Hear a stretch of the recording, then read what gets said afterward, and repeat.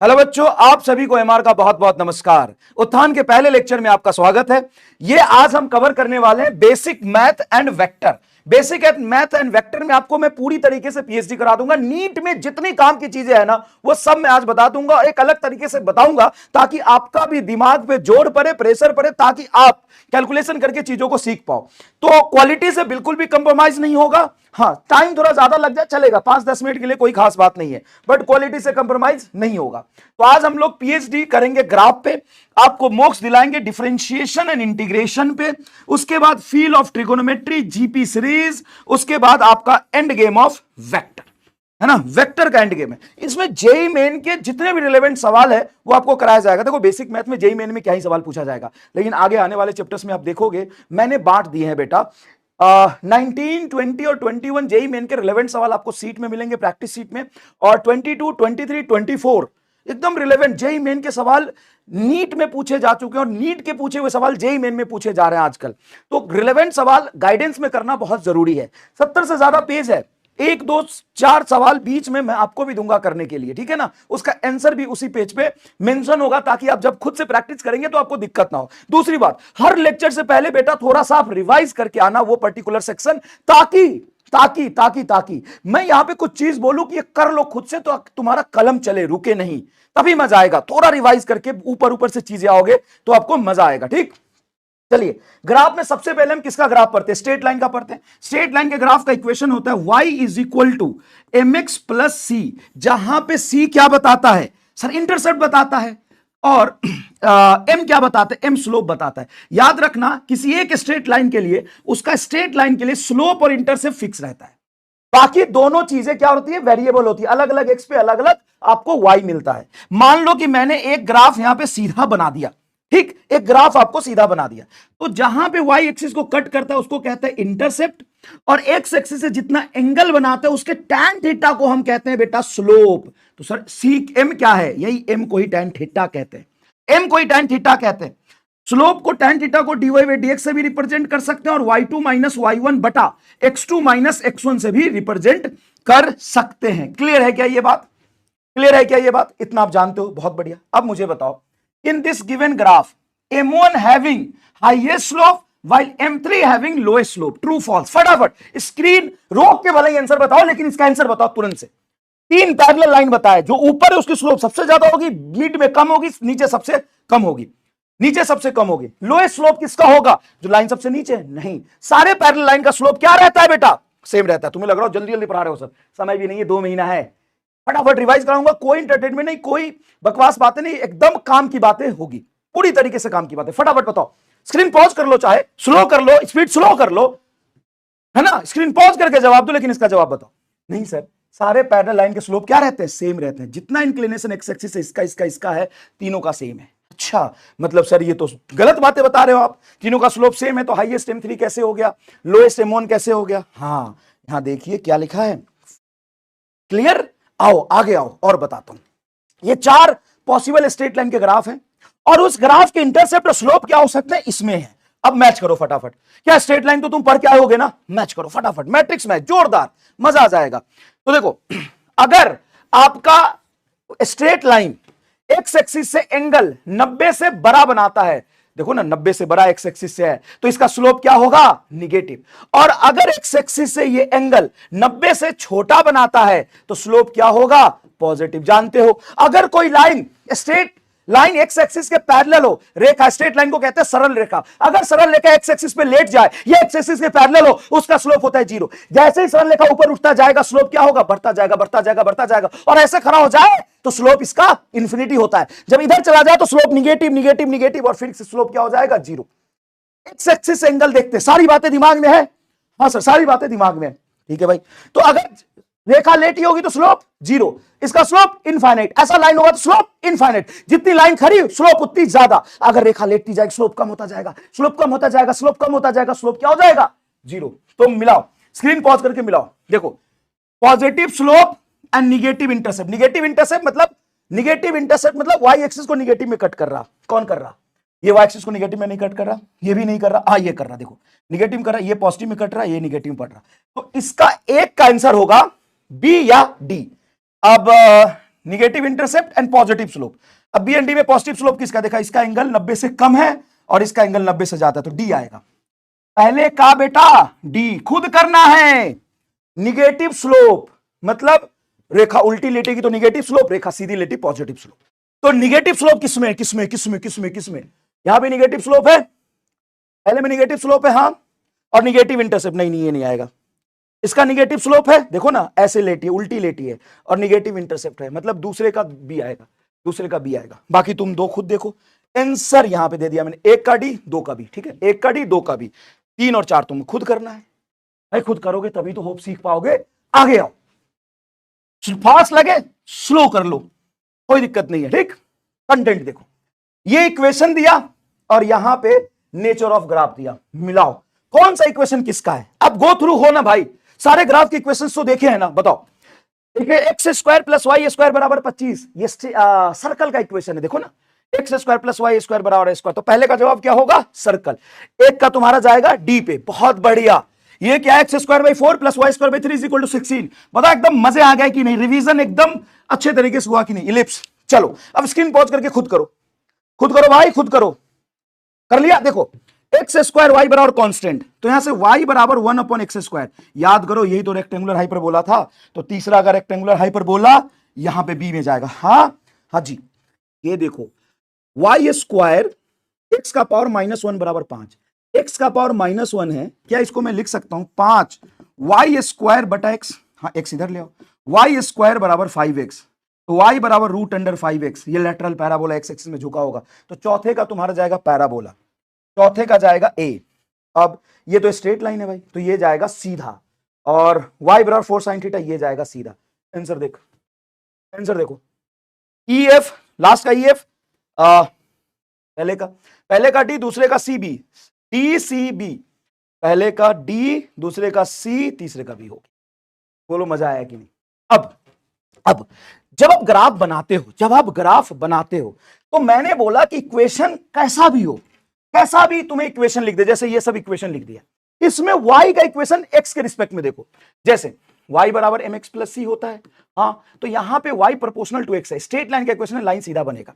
अब y के equation में अगर x का पावर बढ़ा, ग्राफ ऊपर उठ जाएगा, धक्का ऊपर उठ जाएगा, जितना पावर बढ़ेगा ग्राफ ऊपर उठ जाएगा। अगर y के इक्वेशन में x का पावर घटा, ग्राफ नीचे झुक जाएगा, ग्राफ नीचे झुक जाएगा, ग्राफ नीचे झुक जाएगा। जानते हो ये बात। अब आओ, अच्छा पावर किसका कंपेयर करेंगे, यहां पे जो फिजिकल क्वांटिटी रखा है उसका पावर कंपेयर करेंगे। पॉज करके बताओ, देखो देखो वाई क्यू बराबर 5x स्क्वायर है, तो y बराबर हो जाएगा 5 x का पावर 2/3, क्यूब है तो उधर जाके 1/3, सर 5 पे भी 1/3 आएगा, छोड़ना कांस्टेंट है। अब बता x का पावर 2/3, ये x से बड़ा है कि छोटा है, सर x से छोटा है, x से छोटा होने पे ग्राफ नीचे झुकेगा, मतलब पहले का b, पहले का b 3y बराबर 4x, दोनों का पावर 1 है, क्या y बराबर तू लिख सकता है 4x/3, हाँ, तो स्ट्रेट लाइन बनेगा a। वाह यार, एक्सपोनेंशियल डी ऐसे बनता है, देख एक्सपोनेंशियल डी ऐसे बनता है, तूने चार्ज ऑफ इक्वेशन बनाया होगा, जैसे देख q बराबर q0 e का पावर -t/rc, देखा है क्या डिस्चार्जिंग ऑफ चार्ज, कैसा ग्राफ बनेगा, एक्सपोनेंशियल डी के। सर इसका डी हो जाएगा, बोलो हाँ कि ना।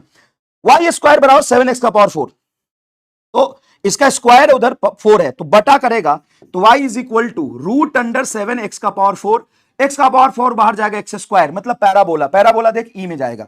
अब y is equal to e का power x, y is equal to e का पावर x, एक्सपोनेंशियल ग्रोथ का ग्राफ ऐसा बनता। ले भैया, तो तेरा एक का भी दो का a, एक का भी दो का a का भी दो का a, बता 3 का d, 3 का d, हाँ कि ना, बता समझ में आया। चलो आगे देखो फटाफट। ओ भाई साहब गर्दा उड़ा दिया, कमेंट करके बताना एकदम मजा आ गया कि नहीं, एकदम तुम्हें एक्सट्रीम हैप्पीनेस मिली कि नहीं, इसको हिंदी में भी बता सकते हो, एक्सट्रीम हैप्पीनेस मिली कि नहीं, एक्सट्रीम हैप्पीनेस को हिंदी में भी लिख सकते हो, कमेंट करके जरूर बताना। यहां पे ये मैंने लिखा है दो फिजिकल क्वांटिटी के बीच का रिलेशन और उसका ग्राफ कैसा बनेगा, ये कौन कर पाएगा, थोड़ा बहुत दिमाग पे मारो जोर, याद करो कि इन फिजिकल क्वांटिटी के बीच में कैसा फॉर्मूला होता है, कौन से चैप्टर में आता है, कैसा रिलेशन होता है, रे बाबा कैसा रिलेशन होता है, देखो उसको, देख यहां पर electric field and distance for the dipole, हा इलेक्ट्रिक फील्ड बराबर होता है 2kp/r³। नहीं पढ़ा क्या, पढ़ा है, एकदम बेसिक बात है जो बोर्ड के लिए बच्चा पढ़ता है कि नहीं पढ़ता। हाँ, तो ऐसे रिलेशन में एक्सपोनेंशियल सॉरी रेक्टेंगुलर हाइपरबोला में नीचे पावर कितना भी हो, रेक्टेंगुलर हाइपरबोला ही ग्राफ बनेगा। जैसे y is equal to 1/x का ग्राफ ऐसा होता है, अगर y is equal to 1/x square कर दूं तो ग्राफ थोड़ा नीचे झुक जाएगा, और क्या हो जाएगा, है ना। हाँ सर समझ में आता है। तो एक का कौन सा बोलोगे, ई, एक का क्या हो जाएगा बेटा, ई, बहुत बढ़िया। Velocity and acceleration for the oscillating particle, ओ velocity and acceleration for the oscillating particle, कोई बात नहीं, आप में से आधा से ज्यादा बच्चों को अगर ये रिलेशन याद नहीं है, इससे सिंपल टू देखो वहां पे मास्टर ने क्या कराया है, कैसा रिलेशन लिखवाया है। सर हम तो नहीं कर पा रहे, कोई बात नहीं, फॉर्मूला देख के कर ले, दिमाग में तो बैठ जाएगा ना भाई। पता क्या फॉर्मूला होता है sir, V velocity and acceleration, sir V बराबर तो होता है omega A square minus x square, और एक्सीलरेशन बराबर होता है ओमेगा स्क्वायर एक्स। इन दोनों का रिलेशन देख, और यहाँ पे इलिप्टिकल ग्राफ आता है, याद कर। तो सर दो का हो जाएगा सी, यस। अब देख force and distance for the SHM, spring and SHM, तो फोर्स और डिस्टेंस का रिलेशन होता है माइनस के एक्स। ये ग्राफ बनेगा बेटा स्ट्रेट लाइन, ए जाएगा, ये ग्राफ बनेगा straight line. Displacement and time for the motion under gravity, motion under gravity में बॉडी को मान ले ड्रॉप किया, इनिशियल वेलोसिटी मान ले 0 है, तो मोशन अंडर ग्रेविटी में डिस्प्लेसमेंट एंड टाइम का रिलेशन ये आता है, x is equal to proportional to T square. Velocity और टाइम का स्ट्रेट लाइन बनता है, डिस्प्लेसमेंट और इसका पैराबोला बनेगा, तो आ जाएगा तेरा यहाँ पे b। Gravitational potential and distance for the solid sphere, ये याद कर बेटा, नहीं याद है तो जाके देख, इसमें पैराबोला बनता है, बाहर में अंदर में पैराबोलिक ग्राफ बनता है, बाहर में रेक्टेंगुलर हाइपरबोलिक बनता है, तो 5 का तेरा होगा f। Time period and radius of that satellite, t का whole square is directly proportional to r cube. तो t और r में ग्राफ देखोगे तो r का पावर 3/2, कैसा ग्राफ बनेगा, तो t और r के बीच ग्राफ देखे तो r का पावर 1 से बड़ा है, तो पैराबोला टाइप बनेगा, एग्जैक्टली पैराबोला नहीं बनेगा, पैराबोला जैसा बन जाएगा ये। तो छठे का क्या हो जाएगा तुम्हारा b। Velocity and position for the SHM having unit angular frequency, बहुत बढ़िया सवाल सोचा मैंने, बहुत तगड़ा कंसेप्ट है। Velocity and position for the SHM having unit angular frequency, मतलब वेलोसिटी एंड पोजीशन के बीच ग्राफ बनाना है। नेक्स्ट पेज पर जाऊं बेटा, velocity omega root under A square minus x square, इसका ग्राफ v और x का ग्राफ इलिप्टिकल होता है बेटा, v और x का ग्राफ इलिप्टिकल होता है, ये रिलेशन से प्लॉट करोगे तो कैसे, एक बात बता, v बाई ओमेगा कर दे और इस रूट को इधर लाएगा तो दोनों तरफ स्क्वायर हो जाएगा, बराबर A square minus x square, minus x square को यहां ला, वी स्क्वायर बटा omega square plus x square बराबर ए स्क्वायर होगा, हाँ ए स्क्वायर को नीचे ला, वी स्क्वायर बटा ओमेगा स्क्वायर ए स्क्वायर प्लस एक्स स्क्वायर बटा A square is equal to, graph देख कैसा है सर, इलिप्टिकल है इलिप्टिकल, हाँ सर इलिप्टिकल है, बहुत बढ़िया इलिप्टिकल है सर। अच्छा मैंने ये सवाल ही नहीं पूछा है, नहीं सर यही पूछा है, मैंने ये पूछा ही नहीं है, मैंने पूछा है velocity and position of SHM, velocity and position for unit angular frequency, angular frequency की वैल्यू 1 है, मजा आ गया तो कमेंट में ठोको ताली। यूनिट फ्रीक्वेंसी के लिए, तो यूनिट एंगुलर फ्रीक्वेंसी के लिए ओमेगा को 1 रखेगा, ओही रे बाबा, ओमेगा को 1 रखेगा रे बाबा, तो वी स्क्वायर भी ए स्क्वायर प्लस एक्स स्क्वायर भी ए स्क्वायर बराबर 1 आ जाएगी, मतलब ए स्क्वायर कॉमन लेके यहां डालोगे, V square plus x square, ये तो सर्कल हो गई, तो सर ऐसे तो चिटिंग हो गया, यही तो मजा आ गया, यही तो गलती बच्चा सब पढ़ के कर जाता है।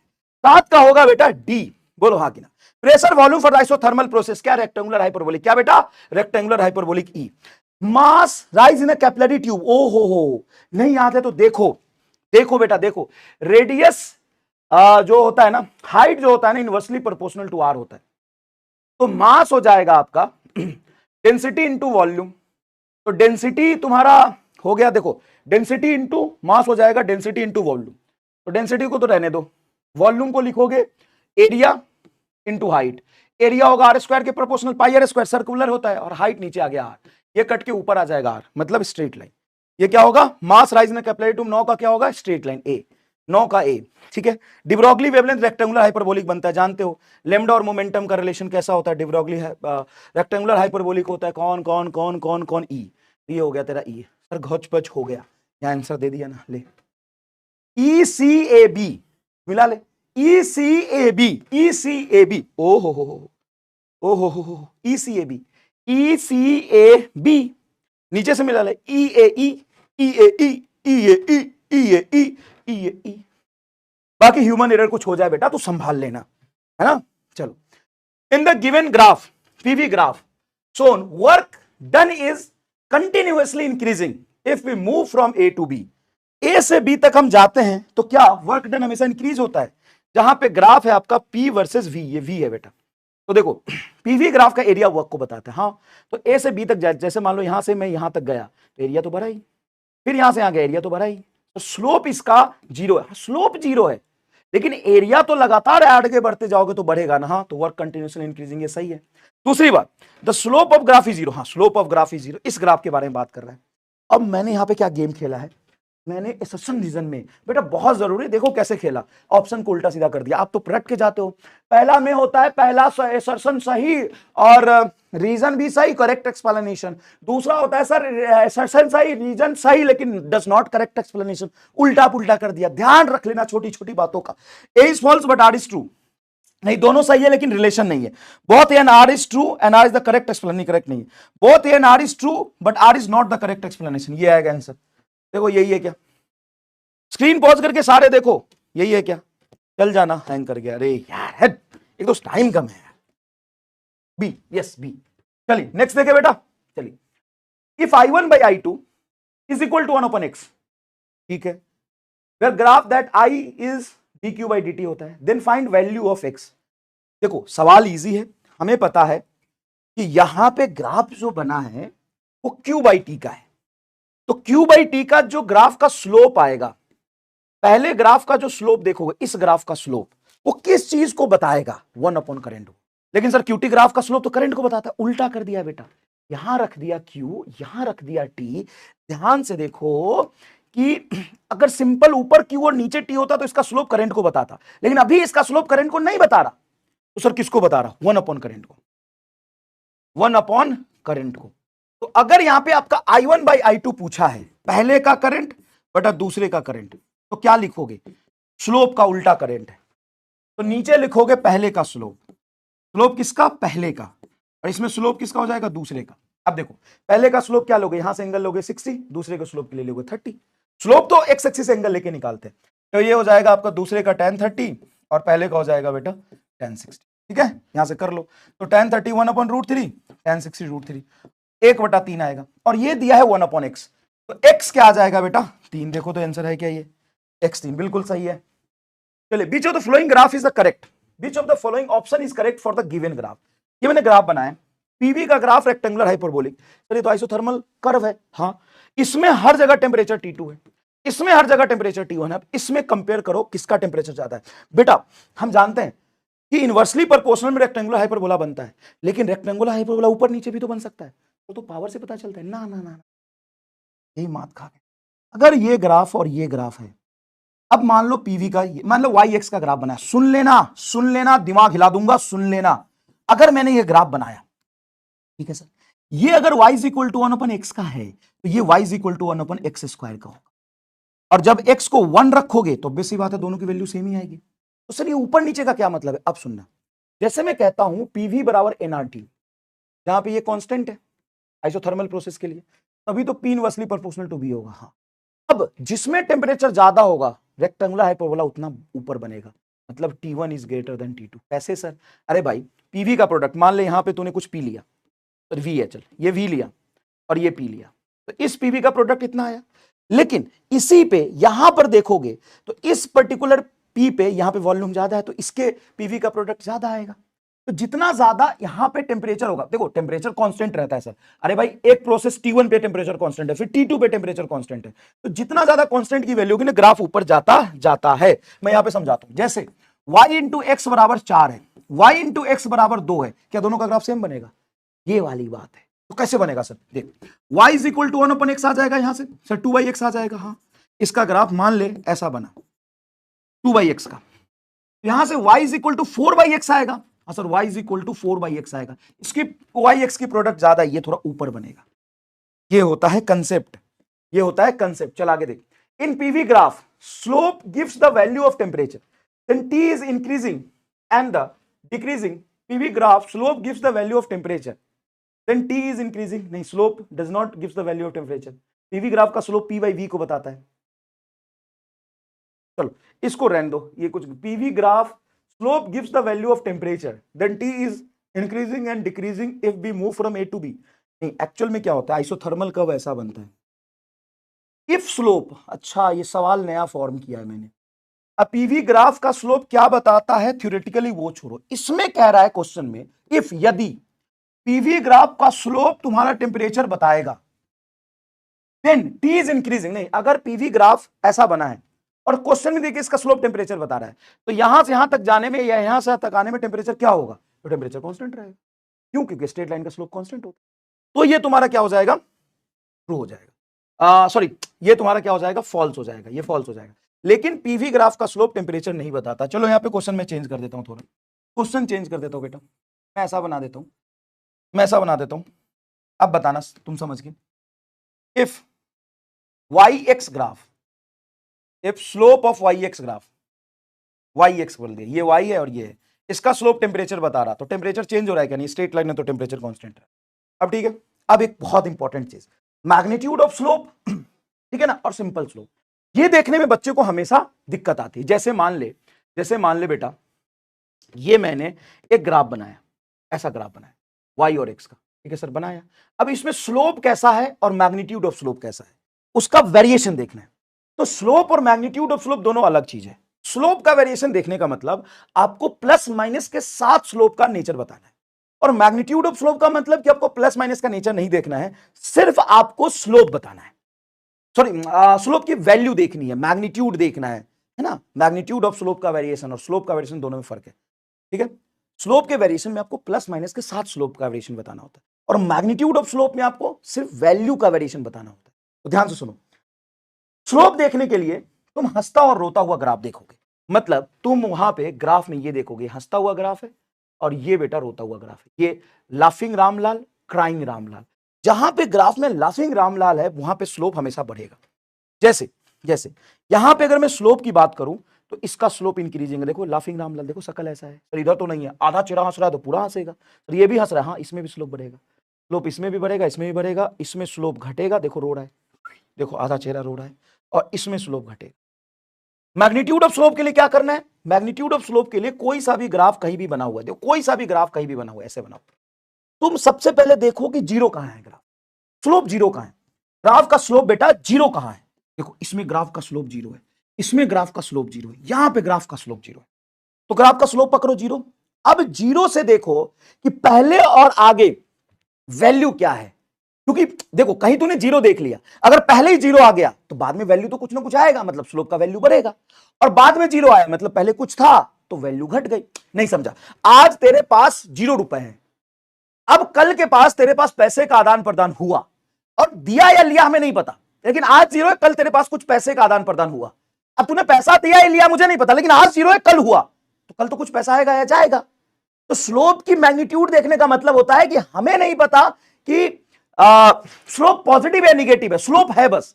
तो देख यहां पे देख स्लोप जीरो है, हाँ सर, देख बाद में स्लोप कुछ आ गया, -2 आया है -2 आया, हमें फर्क नहीं पड़ता, तो मैग्नीट्यूड क्या बोलेगा सर, बढ़ा, ठीक है सर। यहां पे स्लोप क्या है सर, अभी जीरो है, और यहां पे -2 आया, लेकिन हमें -2 नहीं देखना, हमें स्लोप की वैल्यू देखनी है, मैग्नीट्यूड देखनी है। तो अभी जीरो अभी 2 आया, सर यहां पे कुछ है, यहां पे स्लोप जीरो, तो अगर पहले ही जीरो है तो बाद में मैग्नीट्यूड बढ़ेगा, क्योंकि प्लस माइनस से मतलब नहीं है, कुछ ना कुछ वैल्यू आएगा। बाद में जीरो है तो पहले कुछ रहा होगा, पहले यहां पे +2 स्लोप है, बाद में घट गया, तो पहले अगर जीरो आ गया तो बाद में बढ़ेगा, और पहले कुछ है बाद में जीरो हुआ तो वैल्यू घटेगा। नहीं समझ आया, इसको दोबारा रिपीट करके 2 लूप में सुन, यहां स्लोप जीरो है सर, हाँ यहां स्लोप जीरो है, बाद में कुछ आ गया तो मैग्नीट्यूड ऑफ द स्लोप बढ़ाना, यहां पे कुछ है बाद में जीरो हो गया, अब यहां पे 2 है -2 नहीं पता, मैग्नीट्यूड देख, कुछ है यहां पे जीरो हो गया तो मैग्नीट्यूड ऑफ स्लोप घटा, यहां पे मैग्नीट्यूड देख, यहां पे जीरो है, यहां पे कुछ मैग्नीट्यूड था तो मैग्नीट्यूड ऑफ स्लोप घटा, यहां पे मैग्नीट्यूड ऑफ स्लोप देखेगा, यहां पे जीरो है, बाद में -2 ही क्यों ना, वैल्यू देख तो 2 है, यहां पे स्लोप जीरो और बाद में -2 मतलब बढ़ा, ठीक है। अब मिला, तो पहला क्या है, स्लोप भी बढ़ रहा और मैग्नीट्यूड भी बढ़ रहा, value and magnitude of the slope both are increasing, C आएगा क्या आंसर, देख एक का सी आएगा क्या। दूसरा देख लेते हैं, स्लोप बढ़ रहा है लेकिन वैल्यू घट रहा है, स्लोप स्लोप स्लोप स्लोप बढ़ रहा है वैल्यू घट रहा है, slope is increasing and magnitude is decreasing, D. तो एक और दो का सी और डी आएगा, एक और दो का सी और डी आएगा, देख बाकी तो खुद मिला ले, कंसेप्ट तो सारा बता दिया मैंने। चल बोर्ड भी इतना तेज काम नहीं कर रहा भाई साहब। In SHM velocity and particle का रिलेशन इतना है, ग्राफ इलिप्टिकल बनता है, हम जानते हैं। Then graph between velocity and displacement X will be elliptical, हाँ जानते हैं। Next, eccentricity of the ellipse is greater than 0 but lesser than 1। ओ हो, इसेंट्रिसिटी तू नहीं जानते, वैसे सही है। इलिप्स के लिए इसेंट्रिसिटी क्या होता है, 0 से बड़ा लेकिन 1 से कम होता है। सर्कल के लिए इसेंट्रिसिटी हम देखते हैं। चलो ये हटा दे, तो ये मैथमेटिकल ज्यादा हो गया, ये काम नहीं आएगा बेटा, नहीं बताऊंगा। इसेंट्रिसिटी तुम्हें पता होना जरूरी नहीं है, समझ ले। यहां पे देख, एक जोरदार चीज लिख रहा हूं, इन एसएचएम ग्राफ बिटवीन, सुनियो, in SHM graph between kinetic energy and potential energy will be, in SHM graph will be, graph between kinetic energy and potential energy will be straight line, will be straight line. भाई साहब मैंने ये Telegram पे पहले सवाल पूछा था, 80% लोगों ने गलत दिया, 80% लोगों ने गलत दिया। लगी पैराबोला होगा, कुछ बोला इलिप्टिकल होगा, कुछ बोला सर्कल होगा। आहा, straight line. Sir straight line graph तो एनर्जी का बनता ही नहीं है। एनर्जी का और एक्स का पैराबोला बनता है, एनर्जी का और टाइम का सिनुसॉइडल बनता है, लेकिन kinetic energy and potential energy का स्ट्रेट लाइन बनता है। In SHM graph between kinetic energy and potential energy will be straight line. बहुत बड़ी बात नहीं है, वह सर्च होगा, बहुत छोटी बात है। सर कैसे? Kinetic energy plus potential energy का सम, मैकेनिकल एनर्जी कांस्टेंट होता है क्या एसएचएम में? हाँ सर कांस्टेंट होता है, तो इसको सी बोल दे। अब बोल काइनेटिक एनर्जी बराबर सी माइनस यू होगा। हाँ, अब मैं कह रहा हूं कि मैं graphic kinetic energy and potential energy का बना रहा हूं, मैं वाई एक्सिस पे रखूंगा के और एक्स एक्सिस पे रखूंगा यू। बता ग्राफ कैसा बनेगा? Sir positive slope, sorry intercept तुम्हारा पॉजिटिव और स्लोप निगेटिव के साथ ऐसा ग्राफ। भाई भाई हम पावर किसका देखते हैं? जो वाई और एक्स पे रखा है। तो बता क्या होगा? सर ये भी सही है और ऊपर वाला भी सही है, तो दोनों सही हो जाएगा। एक दूसरे का करेक्ट एक्सप्लेनेशन नहीं है। Both A and R are true but R is not the correct explanation. सुन मेरी बात सुन, कई बार बच्चे यहां कंफ्यूज होते हैं। जैसे मान ले टी स्क्वायर और आर क्यूब का ग्राफ बनाना है, केपलर्स लॉ पे, तो T square is equal to K R cube होता है। हाँ सर, तो सर यहां पे देखो कि एक्स पर जो रखा है उसका पावर क्या होगा? एक्स पर जो रखा है वो क्या है? आर क्यूब खुद है, तो आर क्यूब का पावर देख और यहां टी स्क्वायर का पावर देख। तो सर इस रिलेशन में टी स्क्वायर का पावर 1, आर क्यूब का पावर 1, ग्राफ स्ट्रेट लाइन बनेगा। जेई में पूछा है, नीट में कभी भी पूछ सकता है। जैसे तू जानता है एसएचएम ऑफ सिंपल पेंडुलम का जब कराते हैं तो root under L by G time period का फॉर्मूला होता है। टी और एल का ग्राफ बता। तो टी और एल का ग्राफ देखोगे तो रिलेशन देखोगे, T is equal to root L. तो जो एक्स पे रखा है उसका देखो ना, T proportional to root L, तो जो एक्स में रखा है उसका पावर क्या है सर? हाफ। तो रेक्टेंगुलर पैराबोला बनेगा। देखो इसका पावर 1 से छोटा है हाफ, तो ग्राफ एक्स एक्सिस पे झुक जाएगा। लेकिन अगर मैं टी और रूट एल का ही ग्राफ बना दूं, तो मैं एक्स एक्सिस पे रूट एल रख रहा, तो हमें रूट एल का पावर देखना पड़ेगा। तो देखो T is proportional to root L है, टी का पावर बोलो 1, रूट एल का पावर क्या है? एल का पावर नहीं देखेंगे, एक्स एक्सिस पे एल रखा तो एल का पावर देखेंगे, रूट एल रखा रूट एल का पावर देखेंगे, स्ट्रेट लाइन बनेगा। क्या ये बात बहुत अच्छे समझाया है तुम्हें? चल नेक्स्ट सवाल देख।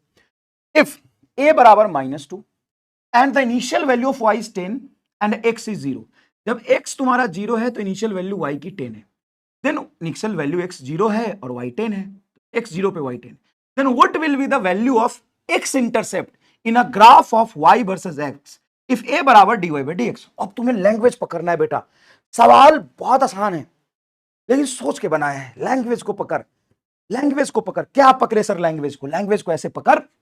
देख ए तुम्हारा dy बाई dx है, मतलब dy बाई dx स्लोप होता है, मतलब वो tan थीटा है, m है, ए m है और m की वैल्यू -2 दिया है तो स्लोप दे दिया सर। और एक जब x 0 था ना उस समय y तुम्हारा 10 दे दिया सर, समझ गया? तो इंटरसेप्ट पूछा है वो भी x वाला। सुन अच्छे से, x इंटरसेप्ट क्या होता है? Value of x, value of x when y is 0, when y is 0 ये होता है, y 0 ये होता है। x इंटरसेप्ट वो होता है जब y की वैल्यू 0 तो x की वैल्यू क्या होगी? x 0 पे y 10 है। हाँ, स्ट्रेट लाइन का equation y is equal to x plus c. बेटा यहां पर ध्यान से सुनना, ध्यान सुनना, हमें m की वैल्यू -2 दिया हुआ है। हाँ सर -2 दिया हुआ है, तो इसकी वैल्यू रख। x की वैल्यू y की वैल्यू दिया हुआ है, y 10 है तो तुम्हारा x क्या है? 0, तो x को 0 रखेगा तो c तुम्हारा 10 आ गया, तो c 10 आ गया। अब y is equal to mx plus c में y बराबर m की वैल्यू बोल सर, m की वैल्यू -2 है सर, -2x प्लस c की वैल्यू कितना है? 10, ये जो 10 दिया हुआ था। अब x की वैल्यू निकाल, जब y 0 रख दे, तो y जब 0 रखेगा यहां पर जब 0 रखेगा तो -2x + 10 बराबर 0, तो 2x बराबर 10, तो x बराबर 5, ये है आंसर। देख क्या मैंने सही किया, देख x बराबर 5 है। चल आगे समझ। The maxima is the point at which magnitude of slope of the graph having the maximum value। हाँ, मैक्सिमा क्या होता है? मैक्सिमा वो पॉइंट होता है जहां पे सिंगल डिफरेंशिएशन 0 होता है और डबल डिफरेंशिएशन मैक्सिमा पे बेटा निगेटिव होता है। क्यों? रामलाल रो रहा है क्योंकि इसका स्लोप घट रहा है, तो rate of change in slope double differentiation negative होता है। हाँ या ना बता? हाँ सर। यहां पे रामलाल हंस रहा है, तो सिंगल स्लोप तो 0 होगा लेकिन डबल डिफरेंशिएशन मिनिमा पे पॉजिटिव आता है। बोलो हाँ कि ना? क्योंकि इसका स्लोप बढ़ रहा है तो चेंज इन स्लोप पॉजिटिव होगा, तो डबल डिफरेंशिएशन पॉजिटिव होगा। ये क्या बोला? At the maxima magnitude of slope of the graph having बकलोल फॉल्स है। देखो फॉल्स है। नेक्स्ट देखो, the straight line equation gives 3y बराबर 4x + 2, then find the value of sin theta. अरे मजेदार मजेदार, मैं tan थीटा पूछ नहीं रहा स्ट्रेट लाइन का इक्वेशन बना के, मैं क्या बोल रहा हूं, 3y बराबर 4x + 2 दिया हुआ है। हाँ सर दिया हुआ है। y बराबर होगा 4/3x + 2/3। स्ट्रेट लाइन के इक्वेशन में x का जो मल्टीप्लायर होता है tan थीटा होता है, तो tan थीटा आ गया तेरा 4/3। tan थीटा 4/3 मतलब थीटा 53 डिग्री, याद है? हाँ सर। तुमको साइन थीटा पूछा है तो साइन 53 क्या होगा? साइन 53 डिग्री होता है 4/5। आंसर 4/5 आएगा। देख सर बहुत जल्दी करा दिया, अरे बाप रे बाप रे, बहुत जल्दी करा, बाप रे बाप,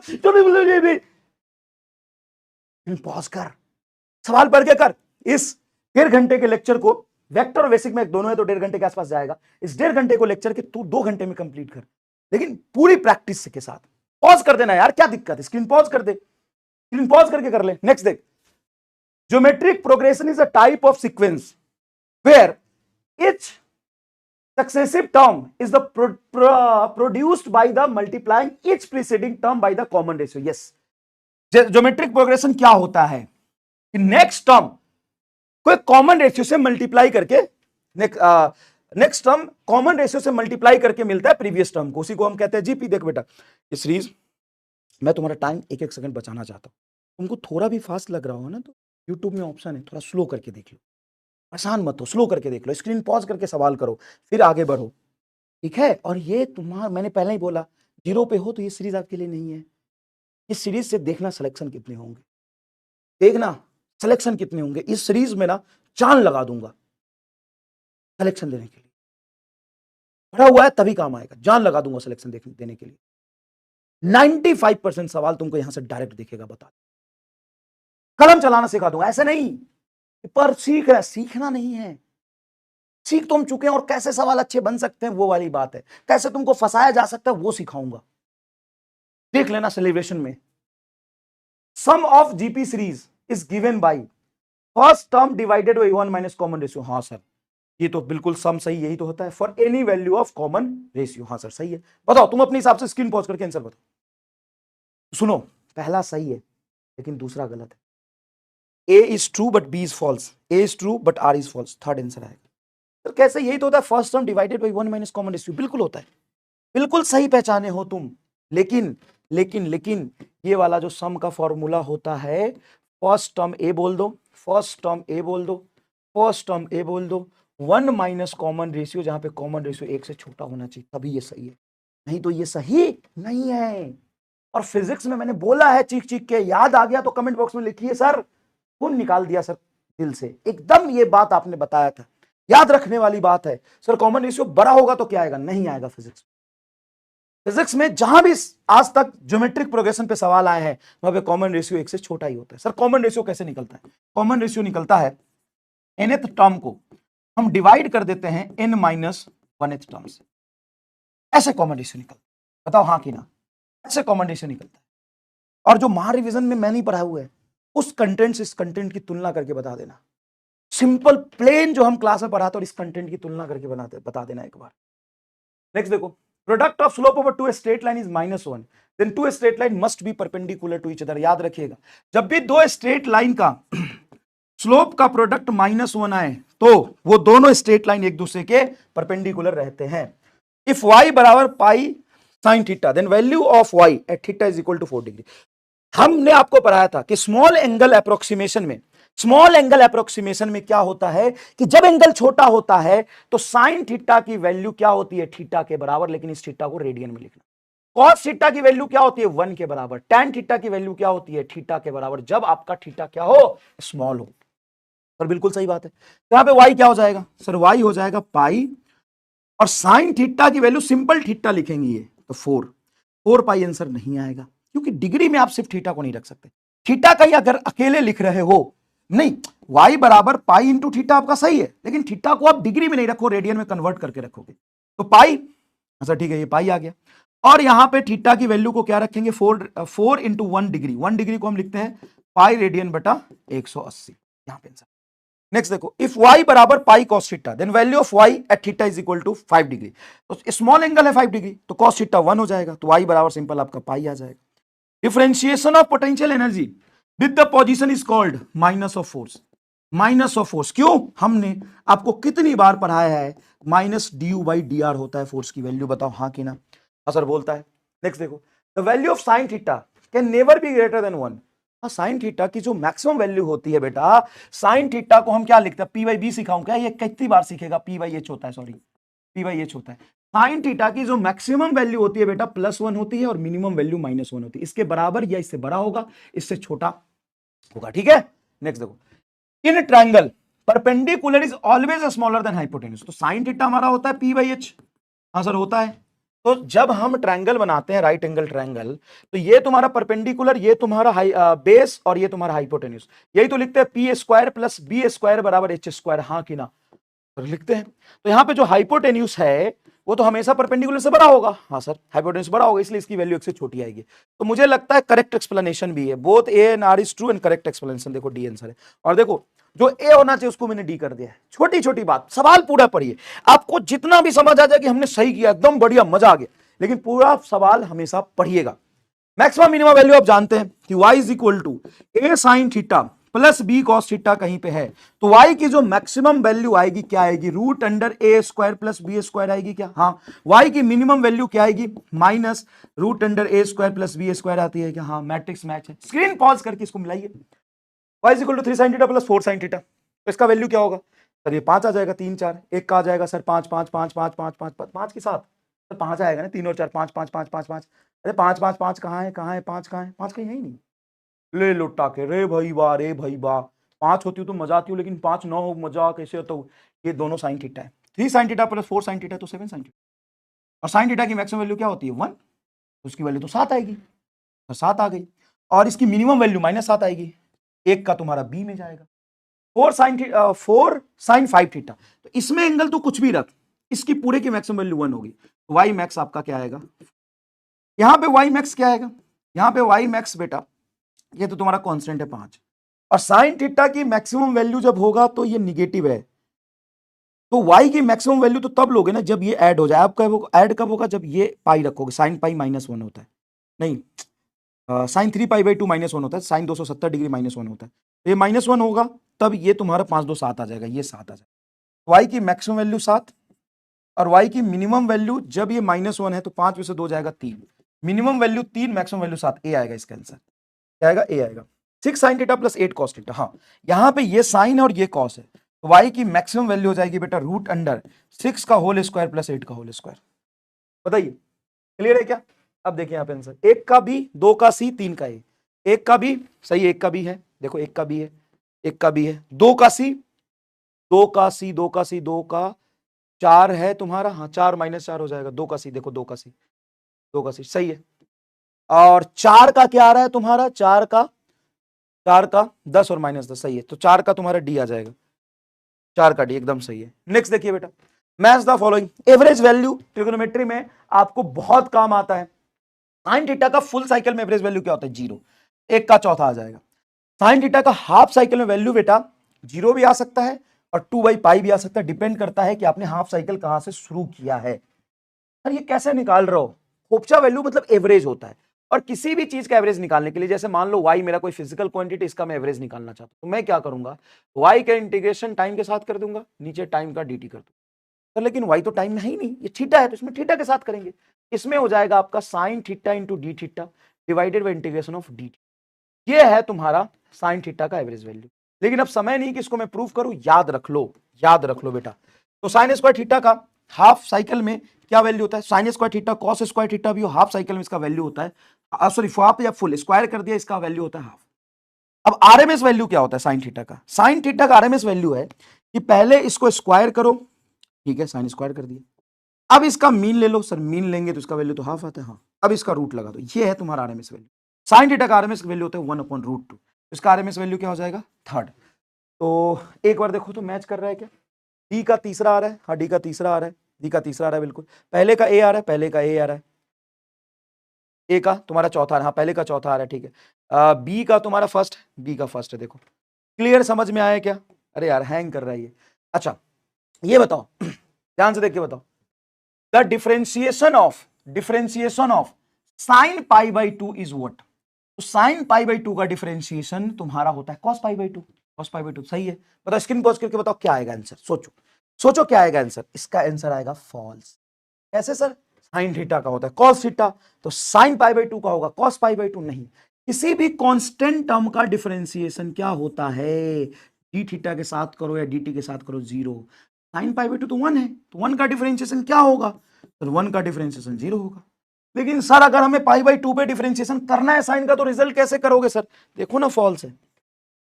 हाँ अगर तुम्हें पूछेगा कि साइन थीटा का डिफरेंशिएशन बताओ जब थीटा पाई बाई 2 है, देन फाइंड, देखो देखो ऐसा हो, find differentiation of sine theta at theta is equal to pi by 2, तो ये सही है, इसमें आपको साइन थीटा का डिफरेंशिएशन करना है, तो साइन थीटा का डिफरेंशिएशन आएगा cos थीटा, और उसमें थीटा की वैल्यू आपको पाई बाई 2 रखना है, तो यहां पे पाई बाई 2 रखोगे तो जाएगा cos पाई बाई 2। लेकिन लेकिन लेकिन ये कह रहा है कि साइन पाई बाई 2 का डिफरेंशिएशन करो तो फिक्स वैल्यू 1 आएगा ना, अगर ऐसा लिखता है तो ये सही है, ठीक है। The value of sine theta into cos theta will be equal to the half value of sine 2 theta. बेटा ये वाला रिलेशन क्या आपको याद है, साइन ए प्लस बी का क्या होता है सर, ये होता है sine A into cos B plus cos A into sine B, हाँ सर ये होता है, याद है, हाँ ए और बी को दोनों को बेटा बराबर रख दो थीटा के, तो ये हो जाएगा साइन 2 थीटा, साइन 2 थीटा बराबर साइन ए और बी दोनों थीटा है, sine theta into cos theta, sine theta into cos theta, तो 2 sine theta into cos theta, तो sine theta into cos theta क्या, साइन थीटा 2 थीटा बाई 2 आएगा, हाँ, तो value of sine theta into cos theta, देखो sine theta into cos theta will be equal to the half value of sine 2 theta, sine 2 theta का half, सही तो आ रहा है यार, ये ट्रू है। इसको क्या करना था, स्क्रीन पॉज करके आपको खुद करना है, ट्रू है, समझ में आया। अब फेजर डायग्राम में आपने एसी में भी मैंने बेटा आपको पढ़ाया है, नहीं पढ़ाया है तो जाके यकीन और लक्ष्य का लेक्चर देखिए बेटा, क्या मैंने आपको फेजर डायग्राम पढ़ाया, हाँ सर फेजर डायग्राम तो खूब पढ़ा है आपने बेटा। फेजर डायग्राम में साइन और कॉस में एंगल थीटा हो या थीटा में प्लस माइनस समथिंग हो, कैसे फेज डिफरेंस देखते हैं, साइन थीटा को सबसे पहले हम एक्स एक्सिस पे प्लॉट करते हैं, ठीक है, कॉस थीटा को हम कहां प्लॉट करते हैं, वाई एक्सिस पे प्लॉट करते हैं, साइन और कॉस को हम एक्स और वाई पे प्लॉट करते हैं, ये कॉस को यहां प्लॉट करते हैं। अगर कोई फंक्शन साइन थीटा में प्लस कुछ है तो प्लस करने पर वो एंटी क्लॉकवाइज आता है, ऐसे ये होगा तुम्हारा साइन थीटा प्लस कुछ 60 डिग्री, तो ये 60 डिग्री ऊपर जाऊंगा। अगर मैं माइनस एंगल करता हूं, जैसे कॉस थीटा में मैं -30 करूं या -15 करूं, तो कॉस थीटा होगा तो यहां बनेगा, कॉस थीटा प्लस 30 होगा तो आगे बनेगा, ये यहां बनेगा, y बराबर कॉस थीटा प्लस 30 और y बराबर कॉस थीटा -30 होगा तो यहां बनेगा। समझ में आया फेजर डायग्राम, क्लॉकवाइज हम माइनस में लेते हैं, एंटी क्लॉकवाइज हम क्या करते हैं, प्लस में लेते हैं। तो यहां पे दो फंक्शन लिखे भाई, एसी में यूज होता है, एसएचएम में यूज होता है, बेब में यूज होता है, भाई हर जगह यूज होता है। ध्यान से देखिए, ध्यान से देखिए बेटा, ध्यान से देखिए, बहुत अच्छे से पहचानिए इसको, बहुत अच्छे से पहचानिए, ध्यान से देखिए, बहुत अच्छे से पहचानिए। फेजर डायग्राम से हम यहाँ पे फेज डिफरेंस निकालेंगे, वो एसी में बहुत बहुत बहुत ज्यादा काम आता है। जैसे sign theta plus pi by 3, sine theta minus pi by 3। अब साइन थीटा होता तो एक्स में करते, एक्स से पाई बाई 3 आगे, और साइन थीटा होता तो एक्स में करते, एक्स से पाई बाई 6 पीछे, तो पाई बाई 3 आगे पाई बाई 6 पीछे, दोनों को ऐड करो, pi by 3 pi by 6 pi by 2 आ जाएगा, देखो 90 का फेज डिफरेंस है। ठीक है, ये सारा आपको क्या करना है, चेक करना है, ये सारा आपको क्या करना है, चेक करना है। अब यहां पे बताओ phase difference between sine theta minus pi by 3 cos theta plus pi by 3। Sir यहां पे देखो, ये पीछे है पाई बाई 3, आगे है पाई बाई 3, लेकिन ये साइन से पाई बाई 3 पीछे है। मेरे चाचा, साइन थीटा में अगर प्लस करूंगा, sign theta plus pi by 3 तो इधर जाएगा, π/3 एफ एंगल। अब साइन थीटा इधर और साइन थीटा में π/3 पीछे, तो π/3 यहां आएगा ये फंक्शन। और ये cos थीटा में π/3 ऐड किया है, ये cos थीटा में π/3 ऐड किया, यहां आएगा π/3, cos थीटा प्लस π/3। अब बता फेज डिफरेंस क्या होगा? सर ये पूरा जोड़ना पड़ेगा। हाँ जोड़ना, ये 90 π/2 बोल दो इसको। हाँ सर π/2 π/2 π/3 π/3 π/2 प्लस π/3 प्लस π/3, ये टोटल एंगल आएगा। बता बता एंगल क्या आ रहा है? 7 π/6 ऐड करके दिखाएगा। In minima dy/dx is equal to 0, minima पे dy/dx 0 होता है। हाँ होता है। And tangent drawn at that point is perpendicular to x axis. Screen pause करके कर, इसको कर, पॉज करके अटेम्प्ट कर, ड्रॉ कर। बढ़िया सवाल लिख के दिया हूं, कोई रॉकेट साइंस नहीं आएगा, जो सिलेबस पढ़ा है उसी से रिलेटेड कुछ ना कुछ नया सवाल बना के देगा। बोल कर, पर क्या है? In minima dy/dx is 0 and tangent drawn at that point is perpendicular to the x axis. नहीं, मिनिमा एंड मैक्सिमा जब वाई एक्स में हम बात करते हैं तो ये मिनिमा रहा। हाँ सर, यहां पे टेंजेंट ड्रॉ करेगा तो एक्स एक्सिस के पैरेलल आया है, ये कह रहा है परपेंडिकुलर एक्सिस, गलत है। इन मिनिमा यहां पे हंसता हुआ नूरानी चेहरा, डबल डिफरेंशिएशन पॉजिटिव होगा, double differentiation negative. Minima double differentiation negative, दोनों गलत है। गैल भाई सिया पानी में। ए फॉल्स आर टू ना ना ना ना ना, ए टू ना ना ना, बोल बोल भाई कहां रे, दोनों गलत हो रे। A false R true, A true और फॉल्स नहीं, A and R true but R is not correct. नहीं नहीं, A and B are true and R is. At minima dy/dx is 0 and tangent drawn at that point is perpendicular to x axis. नहीं गलत है। Minima पे double differentiation negative होता है। नहीं यार, बोथ इज फॉल्स। हाँ बिल्कुल यार, एक तो बोर्ड की दिक्कत हो रही है बहुत भयंकर, जैसे तुम्हारे दिमाग की तरह हैंग कर रहा है ये। बोथ आर फॉल्स, इसमें ऑप्शन नहीं दिया, देखो या दिया होगा, मैं नहीं पढ़ पा रहा हूं ठीक से, कोई बात नहीं। बोथ आर फॉल्स, यही समझाया था। देखो 4 का पावर 3/2 और 2 का पावर 3, क्या ये सेम है? करके देखे तो, बेसिक मैथ है, करके देख, करना भाई करना। सर 4 का पावर 3/2 को हम ऐसे सॉल्व करते हैं, 3 रहने दे, पावर हाफ देख, तो 4 का पावर हाफ इंटू क्यूब, यही लिख सकते हैं। हाँ 4 का पावर हाफ तो 2 होता है, तो 2 का क्यूब 8 है, 2 का क्यूब 8 है, तो ट्रू हो जाएगा, दोनों बराबर है। देखो ट्रू हो जाएगा। हाँ सर ट्रू है। नेक्स्ट देख बेटा, a बराबर dy/dx, then a must be 0 if y is not changing with respect to x। हाँ तो y कांस्टेंट है, और अगर कांस्टेंट का डिफरेंशिएशन करेंगे तो मस्ट बी 0, ट्रू आना चाहिए। देख ट्रू है, बहुत बढ़िया बेटा, बहुत बढ़िया, मजा आ गया। देख अब मैंने क्या किया है, फिजिकल क्वांटिटी यहां पे लिख दिए हैं और उसका डिफरेंशिएशन क्या होगा वो तुमसे पूछा है। तो किसके रिस्पेक्ट में? विथ रिस्पेक्ट टू भी लिख दिया। सर जो डिफरेंशिएशन होता है वही स्लोप बनाता है, वही स्लोप बताता है। हाँ मजा आ जाएगा। देख velocity with respect to time differentiation क्या होता है, और इंटीग्रेशन है सर ये तो, चलो इंटीग्रेशन बता दो। तो v इंटू dt का इंटीग्रेशन आप नहीं जानते हो, डिस्प्लेसमेंट बताएगा। अरे हाँ सर डिस्प्लेसमेंट बताता है, काइनेमेटिक्स में पढ़ा है, नहीं पढ़ा है तो याद कर। Acceleration with respect to time, तो इंटीग्रेशन पूछा है, तो a into dt sir change in velocity बताता है। तो हमको नहीं समझ में आ रहा है तो ऐसे देख, चल छोड़, मान ले कि मैंने काइनेमेटिक्स नहीं पढ़ा और मुझे इसका जवाब देना है कि एक्सीलरेशन का इंटीग्रेशन टाइम के रिस्पेक्ट में क्या बताएगा। डायमेंशन पकड़, एक्सीलरेशन का इंटीग्रेशन ऐसे ही करेगा। ए को क्या लिख सकता सोच, सर dv/dt इंटू dt आएगा, ये कट गया, डायमेंशनली बता क्या आ रहा है। तो यहां भी बताओ v इंटू dt, चेहरे पे स्माइल आ गया तो फटाफट लिख दे सर सही है। भाई एक देखने का नजरिया ये है ना, बिना काइनेमेटिक्स में डायमेंशन भी तो देख सकते हैं। वेलोसिटी का इंटीग्रेशन टाइम के साथ v into dt, integration v को हम लिख सकते हैं dx/dt इंटू dt से dt कट गया, बोलो चेहरे पे स्माइल आया कि नहीं बता। Torque with respect to time, तो torque with respect to time ये देखना है, टॉर्क को हम rate of change in angular momentum लिखते हैं। हाँ तो ये एंगुलर मोमेंटम आ जाएगा। और force with respect to time, तो एफ डॉट dt dp होता है। ले पता क्या है, displacement change in velocity, change in angular momentum and change in momentum. देखो displacement change in velocity, clear है क्या? और भी है क्या? फोर्स का डिस्प्लेसमेंट के साथ, तो F इंटू dx क्या होता है? अरे वर्क याद कर, work F dot dx। Electric field with respect to distance E dot dr, E dot dr तो कुछ नहीं बताता। अबे चमन चोमू माइनस dv, याद कर E बराबर होता है माइनस dv/dr। हाँ सर होता है, तो dr यहां पे जाएगा तो माइनस चेंज इन पोटेंशियल बताएगा ये। हाँ ये तो वर्क बता दिया, minus change in potential. Pressure with respect to volume PDV, work work work. अच्छा power with respect to time, तो हम जानते हैं rate of change in work with respect to time power होता है dt को यहां ले जाओ तो dw by P into dt, तो ये वर्क को बताएगा। देख तो सही है क्या सर, पूरा चैप्टर ही रिवाइज करा दिया। यहां पे जरा ध्यान से देखिएगा, work change in potential, negative change in potential, negative change in potential, work and torque, total work, sorry work and total work. Fourth में वर्क है, प्रेशर, हाँ वर्क डन ही तो बताता है पीडीवी, पीडीवी वर्क डन ही तो बताता है। Recorded है, कहीं पे कोई गलती हो जाए बेटा करेक्ट कर लेना अपने आप में, कोई बड़ी बात नहीं।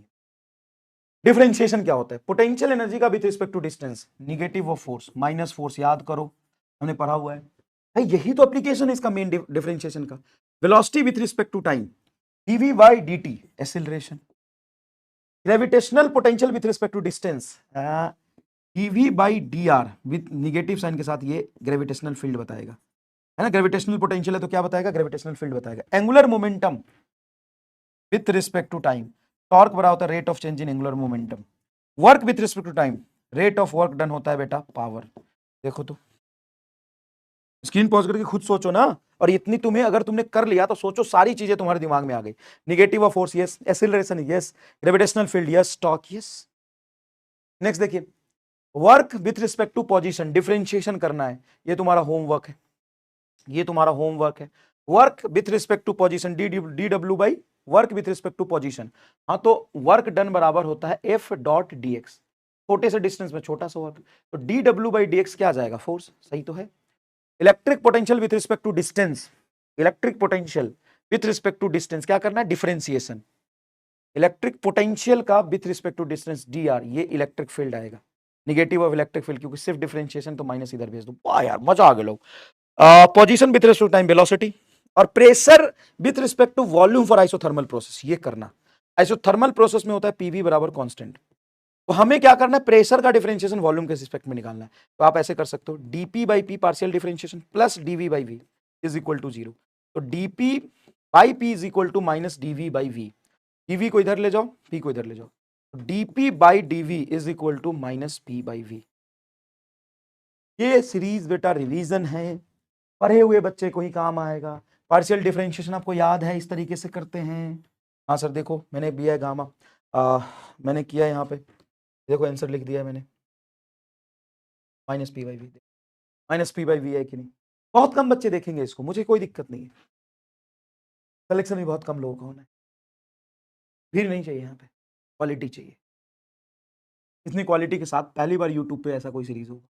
देखो y is equal to X square into cos X, इसको क्या करना है, डिफरेंशिएशन करना। कौन सा रूल लगाओगे, प्रोडक्ट, यहाँ पे क्या लगाओगे, प्रोडक्ट रूल।